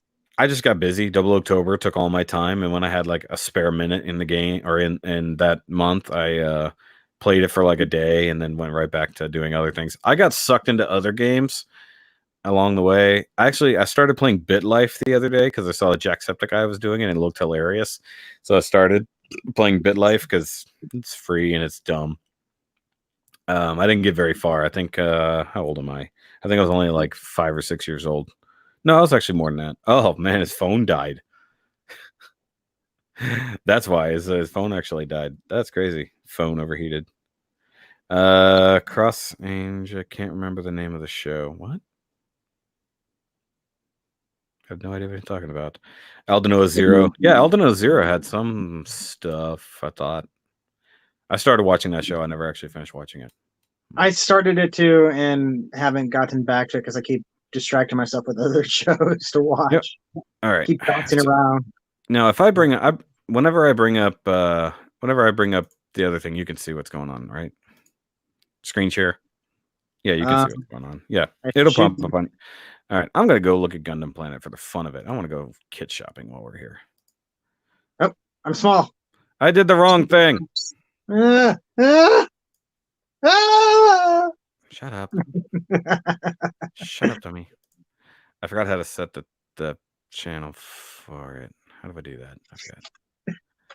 How do I do it, guys? You didn't tell me how to do it. Do I have to pop? Oh, screen. Forgot to screen share 2 monitors. I don't want that. Share screen. Is that the right button? Your entire screen. Application window. Chrome tab. That's what I want right there. I knew there was a way to do this. I forgot, guys. Give me a minute. Nope. No, I'm super tiny. What happened? Okay, I can see the Gundam Planets. Yay! I'm just going to go shop on Gundam Planet. You guys can play along. Okay, cool. You watch Jack. Of course I watch Jack. I watch PewDiePie. I watch all the things. Okay, so this is at least all the cool stuff that's currently out and or coming out. So they got the new Gym Dominance or Philip Hughes custom, which I looked at. I thought it was actually a pretty cool custom, but like these are like real P Bandai prices, so I'm like, I'm not about that. I did see the F91 2.0 Harrison custom. Have you seen that one out? The blue one. I've seen pictures of that particular mobile suit. I don't know if I saw pictures of the kit itself. I don't know how slow this is going to be. There we go. Yeah, I mean, it looks cool. I actually prefer the Harrison custom version, color-wise. The Titan colors, basically. Yeah, they're Titan colors. I mean, I think it just looks better, if I'm honest. I mean, is it the same loadout and everything? Just different colors? As far as I know, I don't think there's anything different about it. I also don't think that it should have been. I mean, the price is still kind of fair, but I mean, the regular F91 is way cheaper than that. P Bandai gonna P Bandai. Yeah, and that's my problem with something that's like that. Like, if you're gonna give us a good change, like that Gym Dominance is definitely like a big change. Sure. Okay, here. Star Stories had some interesting kits. That's the one. I'm building RG Toggies 3. That's pretty cool. MG. Yeah, okay. So Gloss Injection MG Unicorn. That's a no thank you. Clear version of the Double Zeta Verka. I don't think I'd want a kit that big that was clear, but that's just me, I guess. Just hey, do you want this Toggies? Huh? So just don't pose it. Exactly. And here's a mechanical clear. So like that's the super clear MG Verka new Gundam. Still Justice Gundam. It's a proper MG. Clear Hyakishiki. That seems to defeat its own purpose. Isn't that kind of, well, gold chrome stuff is clear usually, so are they really cheating on that? Well, I guess that they're going with the 2.0. 2.0 wasn't clear. Let's see here. I've been looking at the Gunner Zaku Warrior. I keep on seeing pictures of that, and I kind of want to get it. I don't want it those colors, so I want to do something with it. Like, probably like bust out the Red Tigers colors like I did on my Cheering Ground type. You and your Red Tiger. Somebody else did that custom recently, actually. I saw Justin this build shared it. Which RG should I build first? Togi, Sosby, Full Armor Unicorn. Do Full Armor Unicorn first, so that way everything else is less work. And then there's the F90. I've been talking about getting the F90 since it was announced. I actually like the F90 design. I really want to. I just don't know if I want it P Bandai price. Yeah, I need to see if what's his face has it at a decent price. I think he got a couple in, but I didn't catch it. But he can always order more. Would you get any of the armor packs? No. No? No, it's not worth the extra money. I mean, it's better. I mean, it's better than buying a whole other kit. Mm-hmm. This is one of those P Bandais that doesn't have a P Bandai box. So it means it's not going to be real P Bandai. I mean, I guess I don't care enough about the story to bother with the extra kits. Like, it's one thing for the Hazels, but like the F90 has like what 20 some odd loadouts. And I'm just like, no. One for every letter of the alphabet. I guess that's true. The Alex 2.0 I still need to get. I really do actually want that kit. It looks really good. Part of me wants to get the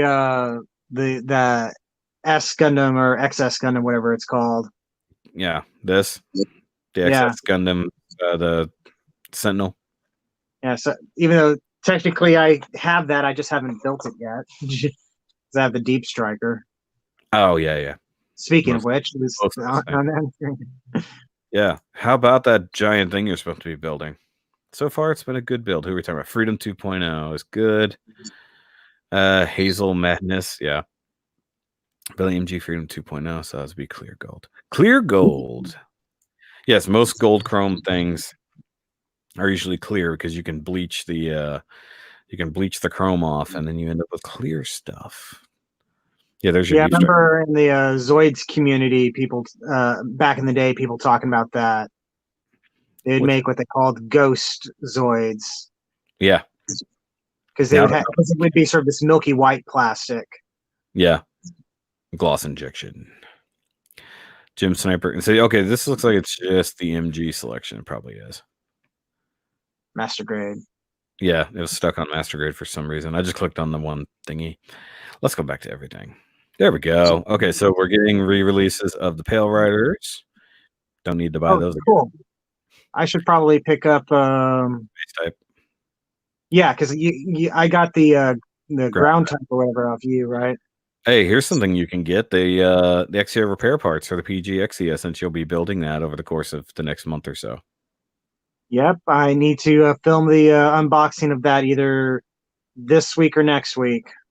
Yeah, just use mine. Just use the video for mine. use This the is unboxing we did clearly for Hobby my perfect grade Exia. Just ignore the fact that this isn't my set and it's filmed in another place. Dude, it was filmed. Yeah, it was filmed in Hobby Town. That's definitely not a thing. All right, so the oh yeah, what do you think about the RG Perfect Strike? I always think the perfect strike is an interesting concept. I actually got the HG of that when we were at GG game not GG games, GG models. GNG. G&G? Yeah, Yeah. not GG. GG. Why autocorrect Shoki? I don't understand. I don't know. RG XU Repair 4 when? I don't know. Don't care. It's XU Repair 4. It's not a thing.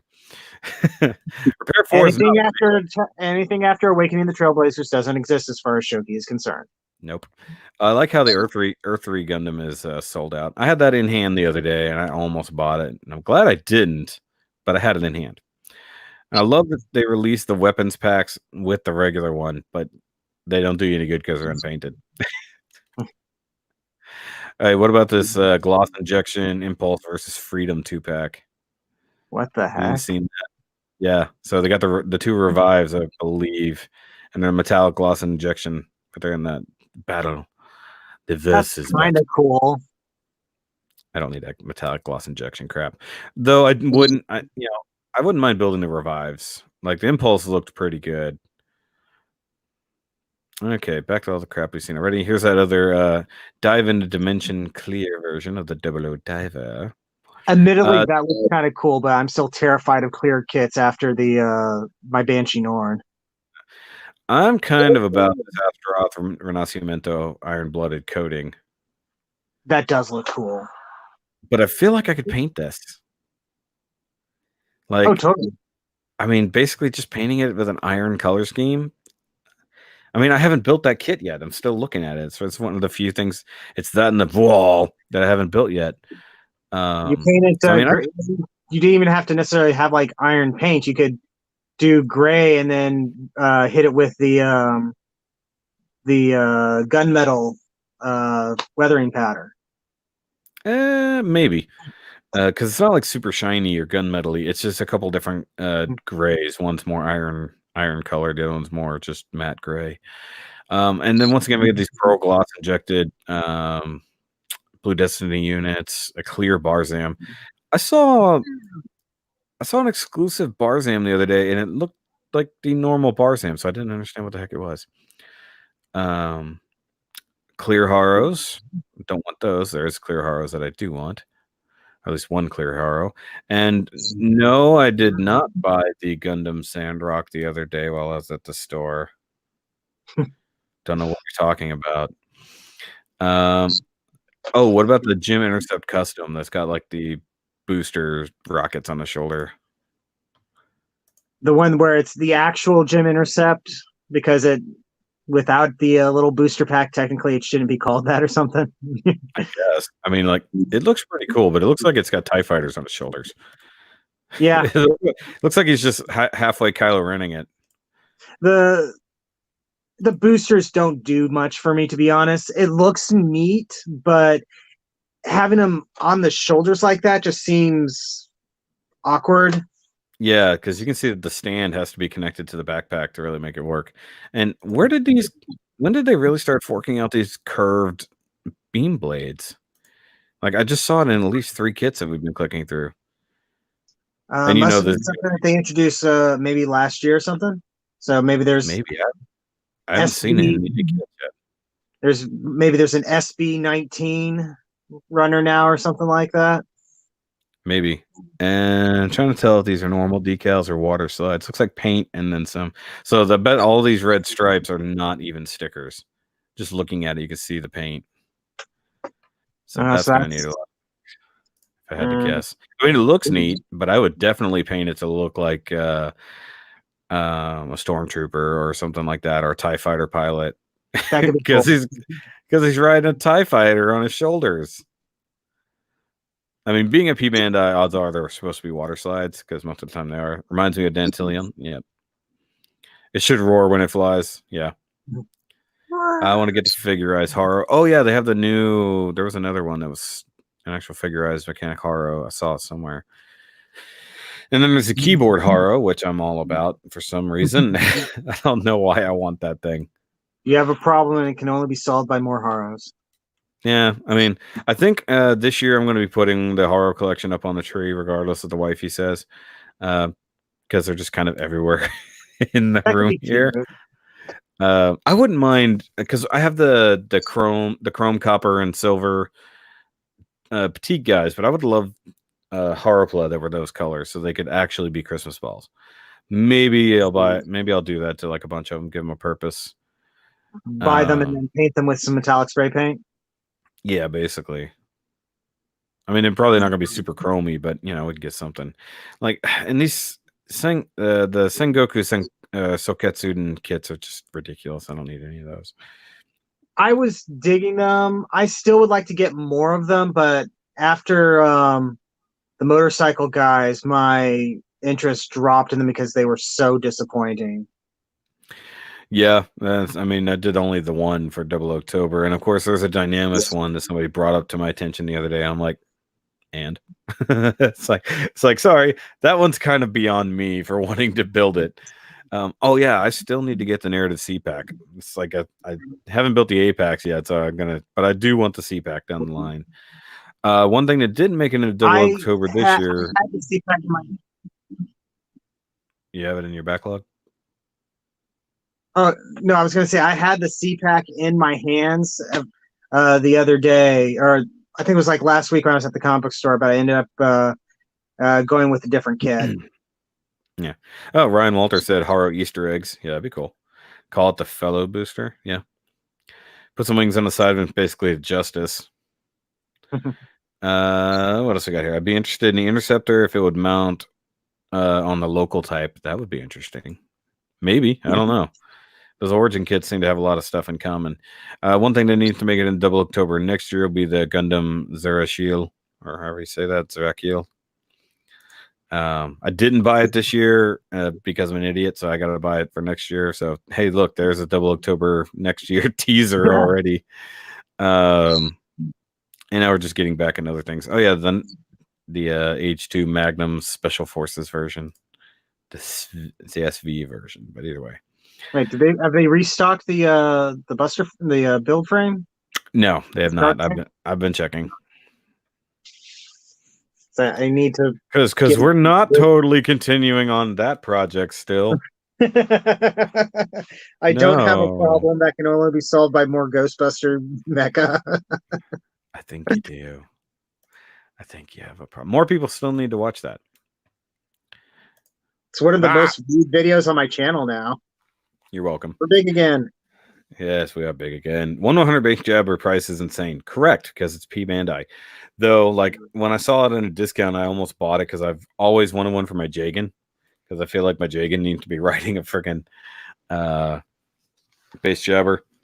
Like, did they ever do the other versions of the Jagan? Like, in Master Grade? Yeah, I saw a couple, but I don't think I saw a whole lot after that. I don't think they've done anything with it just yet. I mean, it did come out last year, so yeah, time. Because I was thinking that they never did like the Conroy or anything like that. And yes, I do know about the RG Evo one. I have an interest in that because I'm an Evangelion nerd. I don't need it. Big Bad Toy Store. We'll just go play around with some Big Bad Toy Store stuff. Just for the heck of it, because they also have things. I just could have sworn we looked at it last time too. Because new Bandai model kits. That's what I wanted to click on. Because there's a couple new things that I saw yesterday when I opened this. So there's another one of those. One. Yeah, and that's the third one. So they got the Sumire Kanzaki. So purple one. But as far as I can tell, they're all the same mold. There's little differences between them, including weapons. If that's a different one than the one we were looking at earlier. It looks like the weapon might be different. It looks like it got 2 different color eyes, maybe. Oh, that's a nice CG rendering of the inside of the cockpit from the pilot's point of view. That's a little creepy. I am interested in these. I do think they're cool. I know nothing about the story, and that's probably why I'm interested. But that's 3 of them at this point. But that also is not like an exclusive or anything, so that's pretty cool. Okay, so here's your RG. There's 2 different versions of it. Yeah, why is this one so much more? Transport platform. It comes with more big stuff. It comes with a big, like, effectively a stand that's made out of a tank tread space shuttle carry thing. I would get the normal one because that's kind of cool. That's not worth the extra $20. Not for me, at least. I mean, it's a good display option. Yeah. I mean, I do not fault them for making it. I do not fault anybody for wanting it. I would rather save the money. Yeah, that's true. Sorry, my ear is itching. There's another Mazinger Z. Mazinger Infinity. You want to get have you seen these? A plastic model kit of the Sega Saturn? Have you seen this? I've seen them. It is crazy, and I kind of like it. How big is it? Hold on, I want to know how big it is. It's 2/5 scale. I don't know what that. I don't know. I think it's too small to put I think it's too small to put a Raspberry Pi in. Well, I was just wondering if it was roughly the size of the Classic, like the PS Classic. I think it's smaller. I want to say I've seen some measurements that indicate that, but I don't know for certain. But I mean, it's just barely under an inch tall. So I mean, I kind of want it with an extra controller to have my Gunpla playing it. I mean, yeah, it's like it is a silly kind of dumb thing, but I kind of dig that. I love to see ones for. I want to see them do more of those. I assume they're not doing Nintendo because of Nintendo is the way they are. You never know. Nintendo might license it. Okay. Wargreymon amplified, though my panties in a wad. Can't wait to build it. Okay. DX versions are always more expensive. Yes. Deluxe. And then there's LBX kits, which are getting interesting. LBX used to be like silly. Yeah, like this one's pretty cool. This hyperfunction Nemesis is pretty neat. And then we got the new 30-minute missions, Port Nova Marine type, which you showed me, but Zach showed it off. I kind of need this in my life. Yeah. It looks too damn cool. When I looked at it, it's like, that has tanks. I need those for a thing. Yeah, but for the project that we're going to be working on, those are way too big. Like, they're way too big. The kit you already bought for that is probably way closer in size to what you need. Yeah. Those are overkill. But it does look cool on its own. Marine type mobile suits, I kind of have a soft spot for because they don't get a whole lot of love and they don't make a bunch of them. A whole lot of love. Okay, so he typed in G-Elise earlier. G-Else is what he. G-Else. Yeah, the Gels. Wasn't that the one from the game? The evil, the kind of evil. No, this was from a Bill DiVERS manga. Spin-off manga. Yeah, but it's not the one that was in the game. No. Okay, that's a completely different version of the G-Self. Because that one is the G-Self, and like the V-fin is made from like Banshee Norn horns or something like that. Okay. 30-minute mission needs a GBD cameo. Yeah, I've actually been looking to see if they just slip one in there, to be totally honest. That would be hilarious. I would love that. Isn't it the one they'll be fighting next? No.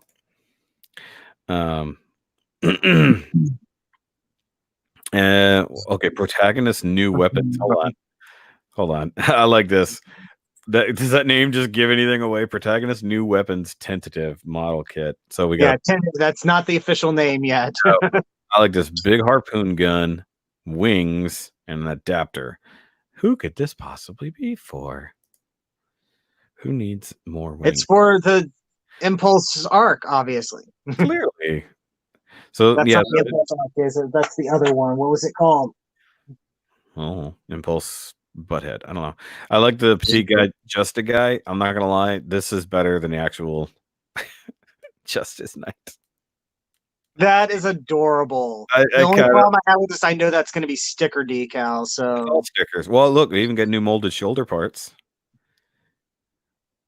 and you could paint all the other details. But yeah, the V fin on the head is just awesome.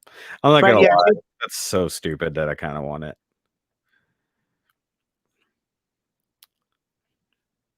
You just dropped off there. New RG Phoenix. I'm like $200 for an RG. Nope. Lancer. Lancer is what you were thinking. Ah, thank you. Reconquista kits were a bit disappointing compared to the Build Fighters Try kits that came out around the same time. Yeah, the whole series was disappointing. They made it, and they wasted money, and they wasted time, and then they said, we're going to make these kits. A couple of them were not bad, though. G. Lucifer is actually a pretty fun kit, if I'm honest. There's another... The G-Self isn't bad. It's just super heavy. It's stupid. Has a toilet in the cockpit. Oh, yeah, there's the... what about the Leo full weapons set? Were you interested in that? Yeah, if anything, just because I like the Leo and I want to have all those parts. Though like mainly, I want to make a space Leo. Yeah, because space was my favorite version of it, and I missed out on that. Dober gun. Yeah.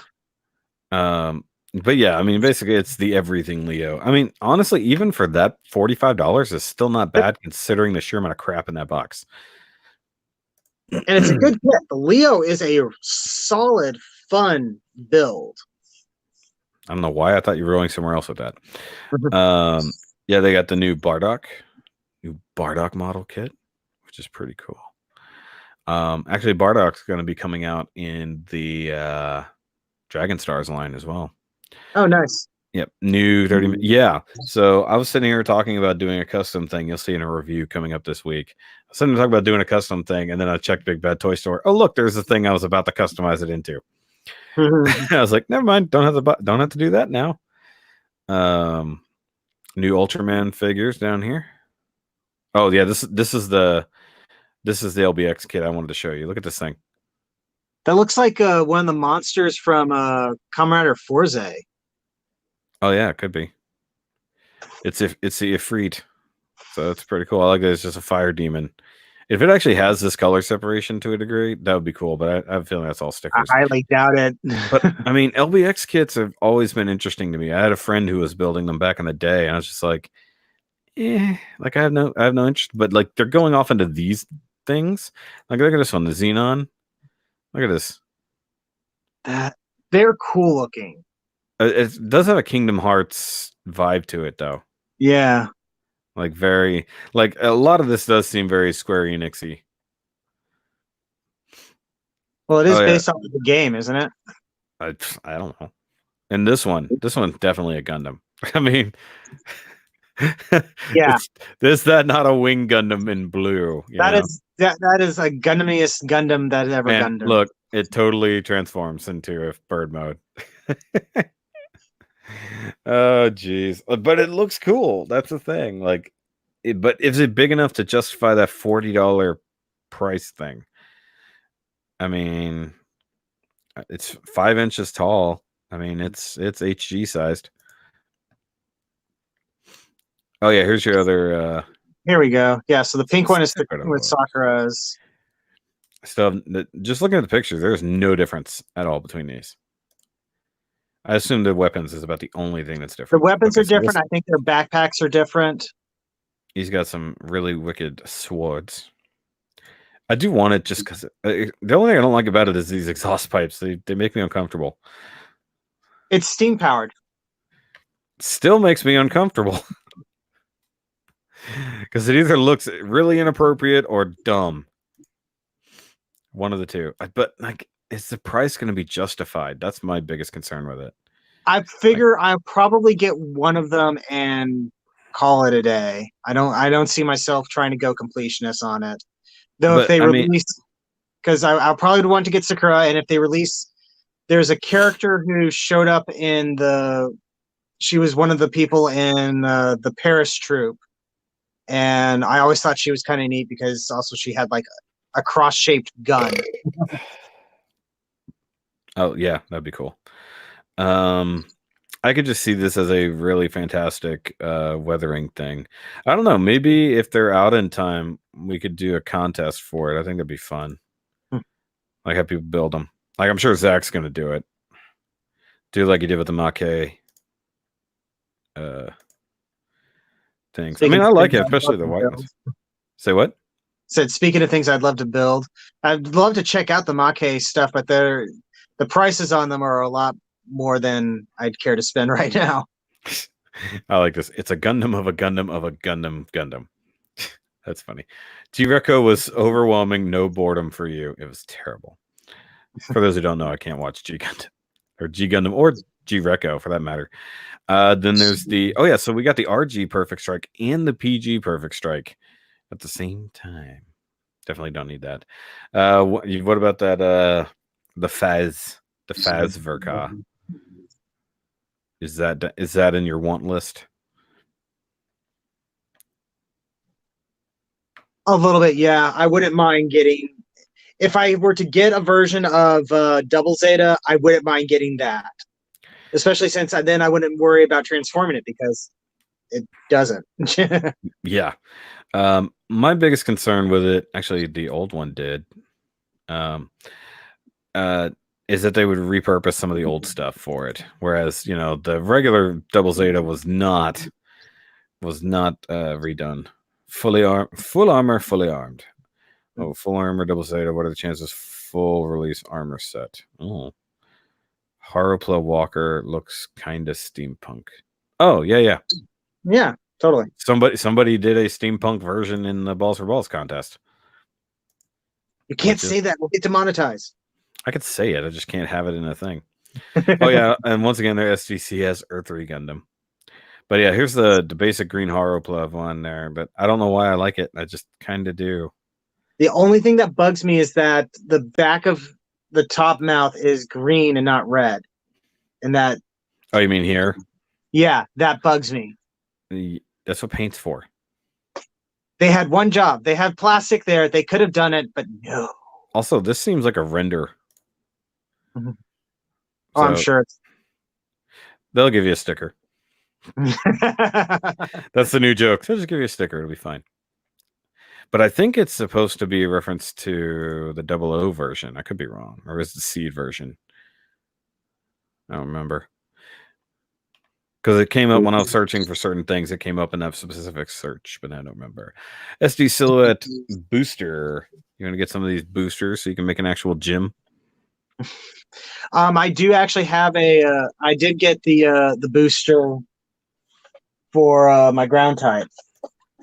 Nice. When are we going to get the perfect Gundam? I don't know. That bothers me as well. They have not done an upgraded perfect Gundam kit. Also, why did it take so long to get the Zaku 2 SDCS? I don't get that. Which I'll probably get, to be totally honest, because it's like I'll probably get that one. I mean, it's $10. It ain't gonna kill me. The new upgraded version of the parts for the spoilers for upcoming stuff for ReRise. So you get the upgrade set for the Valkylander, the Avalanche Rex. So we're upgrading it with some Avalanche Exia parts. Celtem arms, which I find funny that's a thing you can buy. Look, new items from ReRise. We don't know what they are yet. More parts kits probably. And then the new main mobile suit Gundam version. So that's the white one. Oh yeah, there's new Votoms. I don't know if you saw this. Oh, that's cool. Yeah, so I don't know if it's $137 worth of cool, but Votom Blue Knight Bersaga Story Volume 2 Super Miniplex exclusive model kit. It's 3 kits in one, from what I can tell. Like I believe it comes with all 3 of these kits. So okay. There's your $137. Okay, I like this one. I don't like that's a pretty neat design. Yeah, I mean, if it comes with all, neat. yeah, if it comes with all three of these guys, why not? You got the Wheel Dog, Calamity Dog, and Blue Knight Berserker. Cool. That's worth money. I mean, like, I like some of those. This was the one. So I brought this up to you the other day. I was like, dude, look at this new thing. So yeah, Anima Gear, and this is a set too. They're like going for like Power Rangers. What is this show? With Metabots. That's straight up Metabots. And then, slightly more Power Rangers. And each one of them like has a frame that's like a basic like Gunpla frame, and then covered in all these things. And they're tiny. And they all use the same frame too. Yeah. So you got a shark that is also a body. It's freaking weird. I don't even understand. And then it can transform. And then for some reason, a red one. I don't even understand. Why is there a red shark? There just is. And then Metabee, and now if they actually combined, like, this is the thing, those totally look like they should combine. Like, you got two matching things and then unmatching them, but there is nothing that says, okay, so look, you got join the Anima Gear Model Kit Series, feature 5 figures of 10 possible variants. Fans can collect and build variable Shark Rescue, Variable Shark Hunter, Division Needle, Blade Volga, and Buster Giga Wrapped. And like, they're tiny. They're like less than 3 inches tall. Like, why is this so damn expensive? It's like $80. Oh, that's why. There's 10 of them in it. How many are you getting in the box? 10. Okay, so that's what's going on. So that means they're about $8 a pop? I guess, yeah. That makes it worth it. I thought it was just these 5. So you get 10 of them and you can build variants depending on what you got. Okay, that makes more sense. I was real confused as to why that was so expensive. For some reason, the Super Fumina Gundam base version is coming back again. Okay, what is this? The Soryu Maru. Oh, that thing. Okay, so that is... that's the thing that combines to make the motorcycle. Yeah, with it because it's that and a is it a Figure Arts or something like that? It's like a Fig Arts or something like that. Yeah, the girl that makes the back half. That's right. This is such a I want that because it's dumb, but it's dumb in all the ways that I like. Yeah. I mean, it's straight up Tamashii Nation shows it right there. Yeah, but I mean, I like the mech form. I think that's cool. I think that it's dumb that you got to buy like a $90 figure on the side to finish it. That's the only problem I have. Set. No, you buy them separately. Look, that's it by itself, and then you got to buy her separately with the front motorcycle parts. Weird. Okay, then you got some G-frame stuff. I'm definitely not buying any more G-frames. There's new X-Wings that I definitely don't need to buy. I don't need to buy those. Oh, something I do need to buy. The Silver Bullet Funnel Test Type. I'm all about that. So I can bridge that gap to get to the new Gundam. And then this ridiculous thing. I'm surprised you didn't buy that. The TN Back Cow Wing Gundam, the ridiculous one with all the parts. There's the 30-minute missions, Alto Navy flight type, which looks pretty sweet. Those look real. The flight type looks super cool. And I love the fact these are also like fairly cheap. Now, this, on the other hand, people have been asking about for a while, and I've been interested in for a while. The actual Figurized Standard Asuna. Like, oh, that Figurized Standard is the model kits, right? Yeah, so you get the Asuna from Sword Art Online. I mean, you got a rapier, got different hands. Look at the different expressive faces. Like, and the hair looks awesome. Oh, wow. Like, the only reason I'll buy this is if we're getting Kirito as well. Yeah. Only reason is like they're showing her first because you get Kirito later. That's the part that annoys me. I was like, just show them together and I'll buy them both. Okay, and they need to make a banner for Kirito. The Kirito is always right foundation. Yeah. Okay, so here's another LBX. Look at this thing. Those are really ridiculous designs, and I love them. Dude, did you see the price? Well, that one's like $13. Yeah. Like, why? Like, some of the price variant, unless it's a small one. No, because even this one, which is definitely a Digimon. I mean, that is ridiculous. I mean, look at that. And it comes out next month, supposedly. Got like moth horns. I like that. There's our Sultan. There's our Eldor Brute. Okay, so now we're getting into these guys. We're only going to go for a little bit longer. Hey, here's something I need. I need more Jinxes. Yes, you do. The addiction is true. Well, they already have the advanced, the HG Advanced, the HG DiVERS Advanced, and now they've got the mass production GNX4. Now, this one's actually important because they haven't done an official version of the Jinx 4 yet. Yeah, this is when you figured out that you could put it together if you got the two different kits. Yeah. Well, plus and like though the legs or the skirt armor you could only get from like the GNX Ogre or something, wasn't it? Ogre Jinx specifically had the proper skirts, but so did another one. Oh, okay. But you know, you could actually make these parts given by other P Bandai versions of the same thing. It's so dumb, but I think we might have Jinx Week again next year. I don't know. Okay, cool. and then there's this. No, I think people don't like the theme weeks. If I'm honest, they seem like they don't get. By the end of the week, nobody's watching. Okay, so here's the rest of the Anima Gear set. So look at this. This little sea scorpion thing. Lobster? Or a lobster. Sea scorpion. It's a lobster. Rock lobster. Yeah, and then you get a falcony looking thing, which is still pretty cool. You know what it looks like? It actually looks like 30-minute missions on the inside. It really does. Almost, yeah. This reminds me of Silverhawks, like a lot.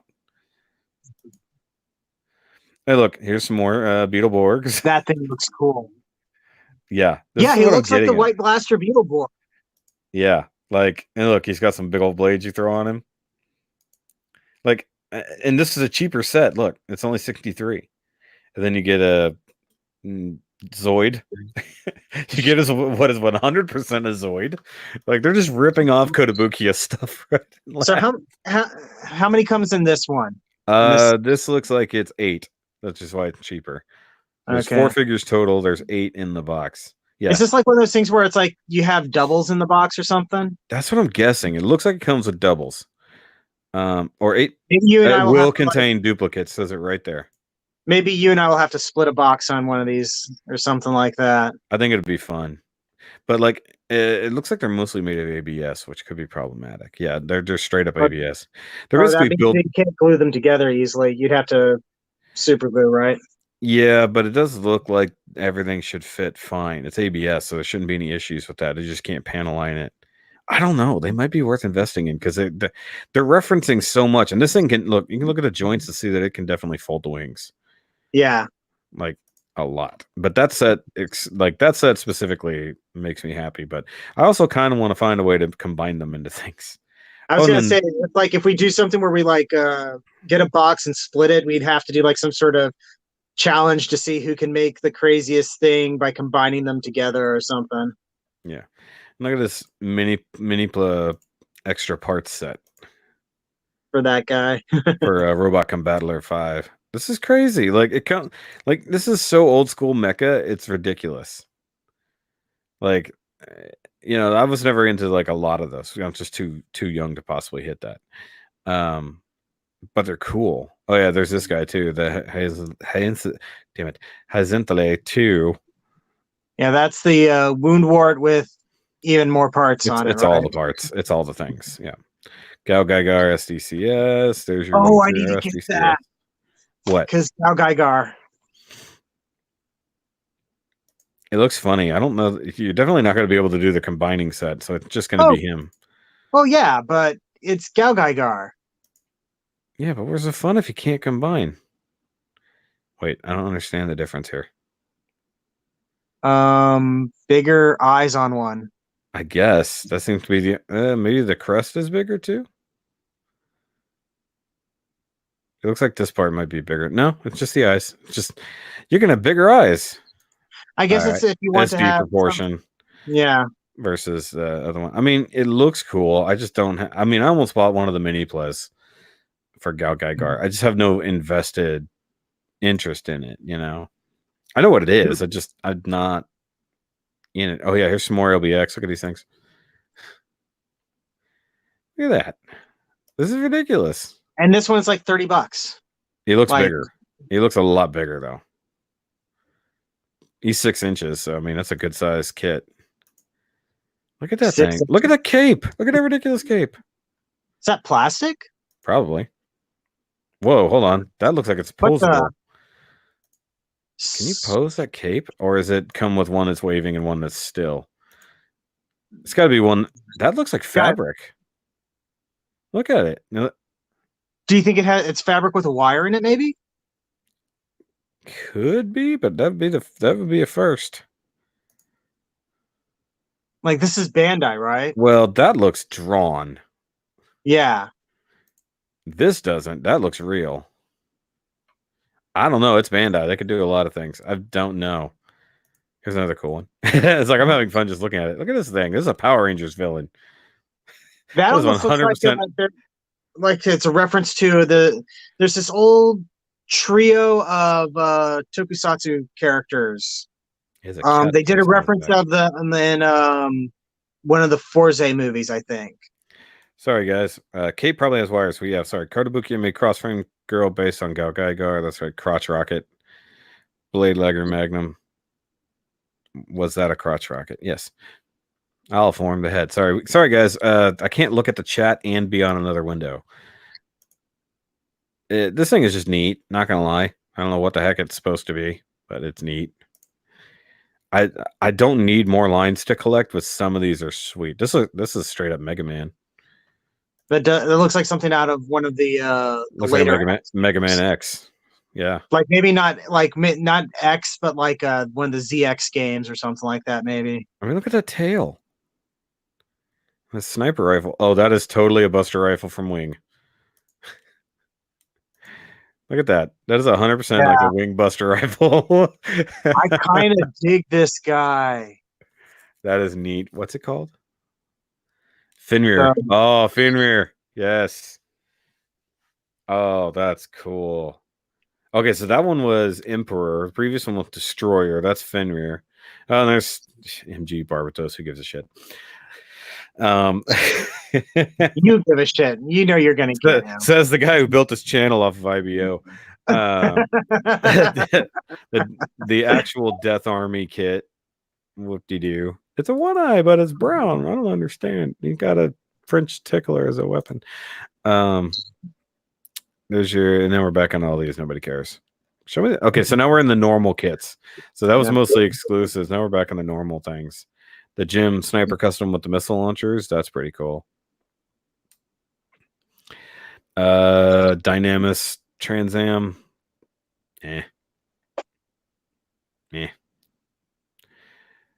Oh, okay. Hold on. Is this different than the one I have? Hold on. You've seen this guy. Possibly. Oh, that might be different from the one I have.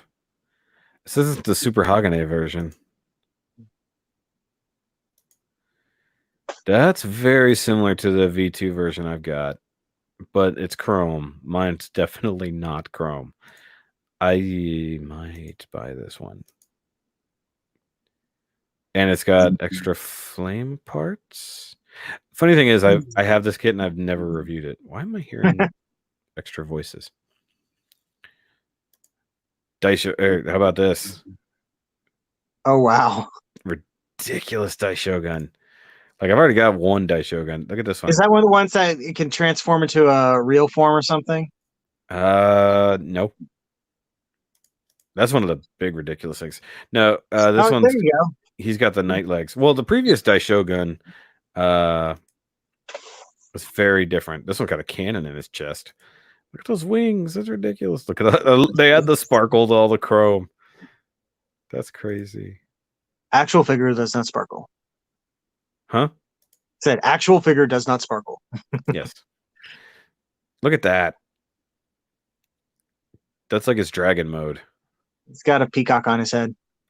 Yeah, look at this. All with our powers combined. And look, I bet you're supposed to put one of those gems all the way down the sword. That is ridiculous. It's also $90. Too rich for my blood. Now this one I think I need to get. The blue full armor. That is a neat color scheme. I think I have to have this. It looks so nice. I just need to not have it at that price. Especially if that's going to be like sticker hell or something. There is a thing. I need to go. And I think I need a jet in a little bit, my dude. That's fine. We're gonna finish up here in a second. I wanna show off a thing that I'm on the fence about. Oh, yeah. Because you've seen this. Ronin Warriors is my jam. Have you seen this figure? If it's the one I'm thinking of, yeah, because it has the is the one where it also has like you can make the armor by itself and it can sit in a little chair or something like that. This has all the thing. This is the everything. Yeah, there it goes. Yeah. It's so cool looking and it's so good looking, and I'm sure it is worth every dollar, but I can't spend $150 on a figure, on one single figure. My problem with it is just the fact that if they're doing him and they do the others, I don't know that I can. Do I go down that path because I love Ronin Warriors so very much? That's like one of the reasons I haven't been picking up Starscream figures lately, because I know if I get one, I'm going to want to get the others. Yeah. Speaking of that, if they did the white armor of Inferno, I would maybe pick that up. You definitely have to get that, and if they do the black Inferno as well, but they need to give us a Black Blaze in armor mode for that. But either way, that's been enough sidetracking there. But speaking, you said Starscream figures, and you already know the figures that I have to buy now.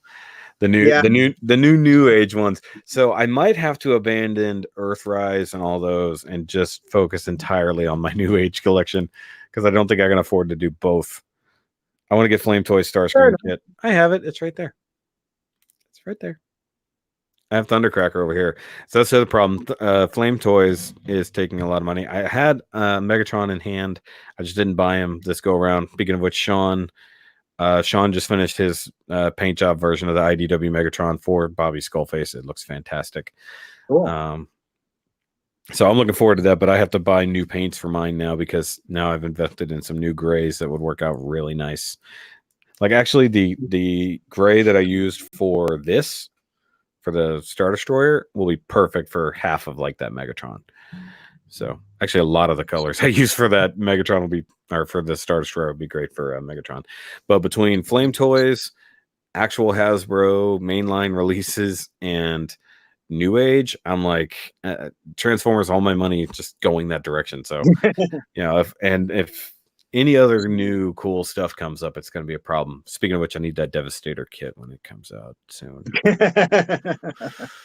But anyway, guys, thanks for coming and hanging out with us. I know we just kind of went off on a totally random tangent at the end there, but that's because we wanted to go look at cool stuff, and that's what this is all about anyways. Do the like, subscribe thing if you are new. If you just now saw this for the first time, hit all the buttons that you need to do. Hit the notification button, because you never know. Of course, this is my buddy Rodimus there. Please go subscribe to his channel. It's almost always linked on mine somewhere. And if you need to, go watch our Buster Frame dual review skit thing that we did. You had to edit. Yes, because I had to spend days editing that entire setup. Go make my editing worth it, because actually I won't see monetization for the part that actually edited that for me. But of course, go subscribe to him. We're going to be doing lots of things in the future. Hopefully we continue to do this weekly. If we don't, obviously we'll play catch up after the fact. And of course, do the stuff what B-Nut just said. Also, go check out the Shoki Discord, usually linked in the description. I can't set up the description in the same way here, so I'll be doing that later. Go check out the Shoki Discord. We've been doing a lot more over there. And there's something I was going to be doing there fairly soon, so pay attention to the Discord. But Electric Boogaloo. More people showed up at the intro. That's funny. We were down to like a few. All right, guys. Well, we will see you later. Have a great week, and look forward to the unboxing of the Star Destroyer coming soon. Bye. Bye. Shell Space invaded.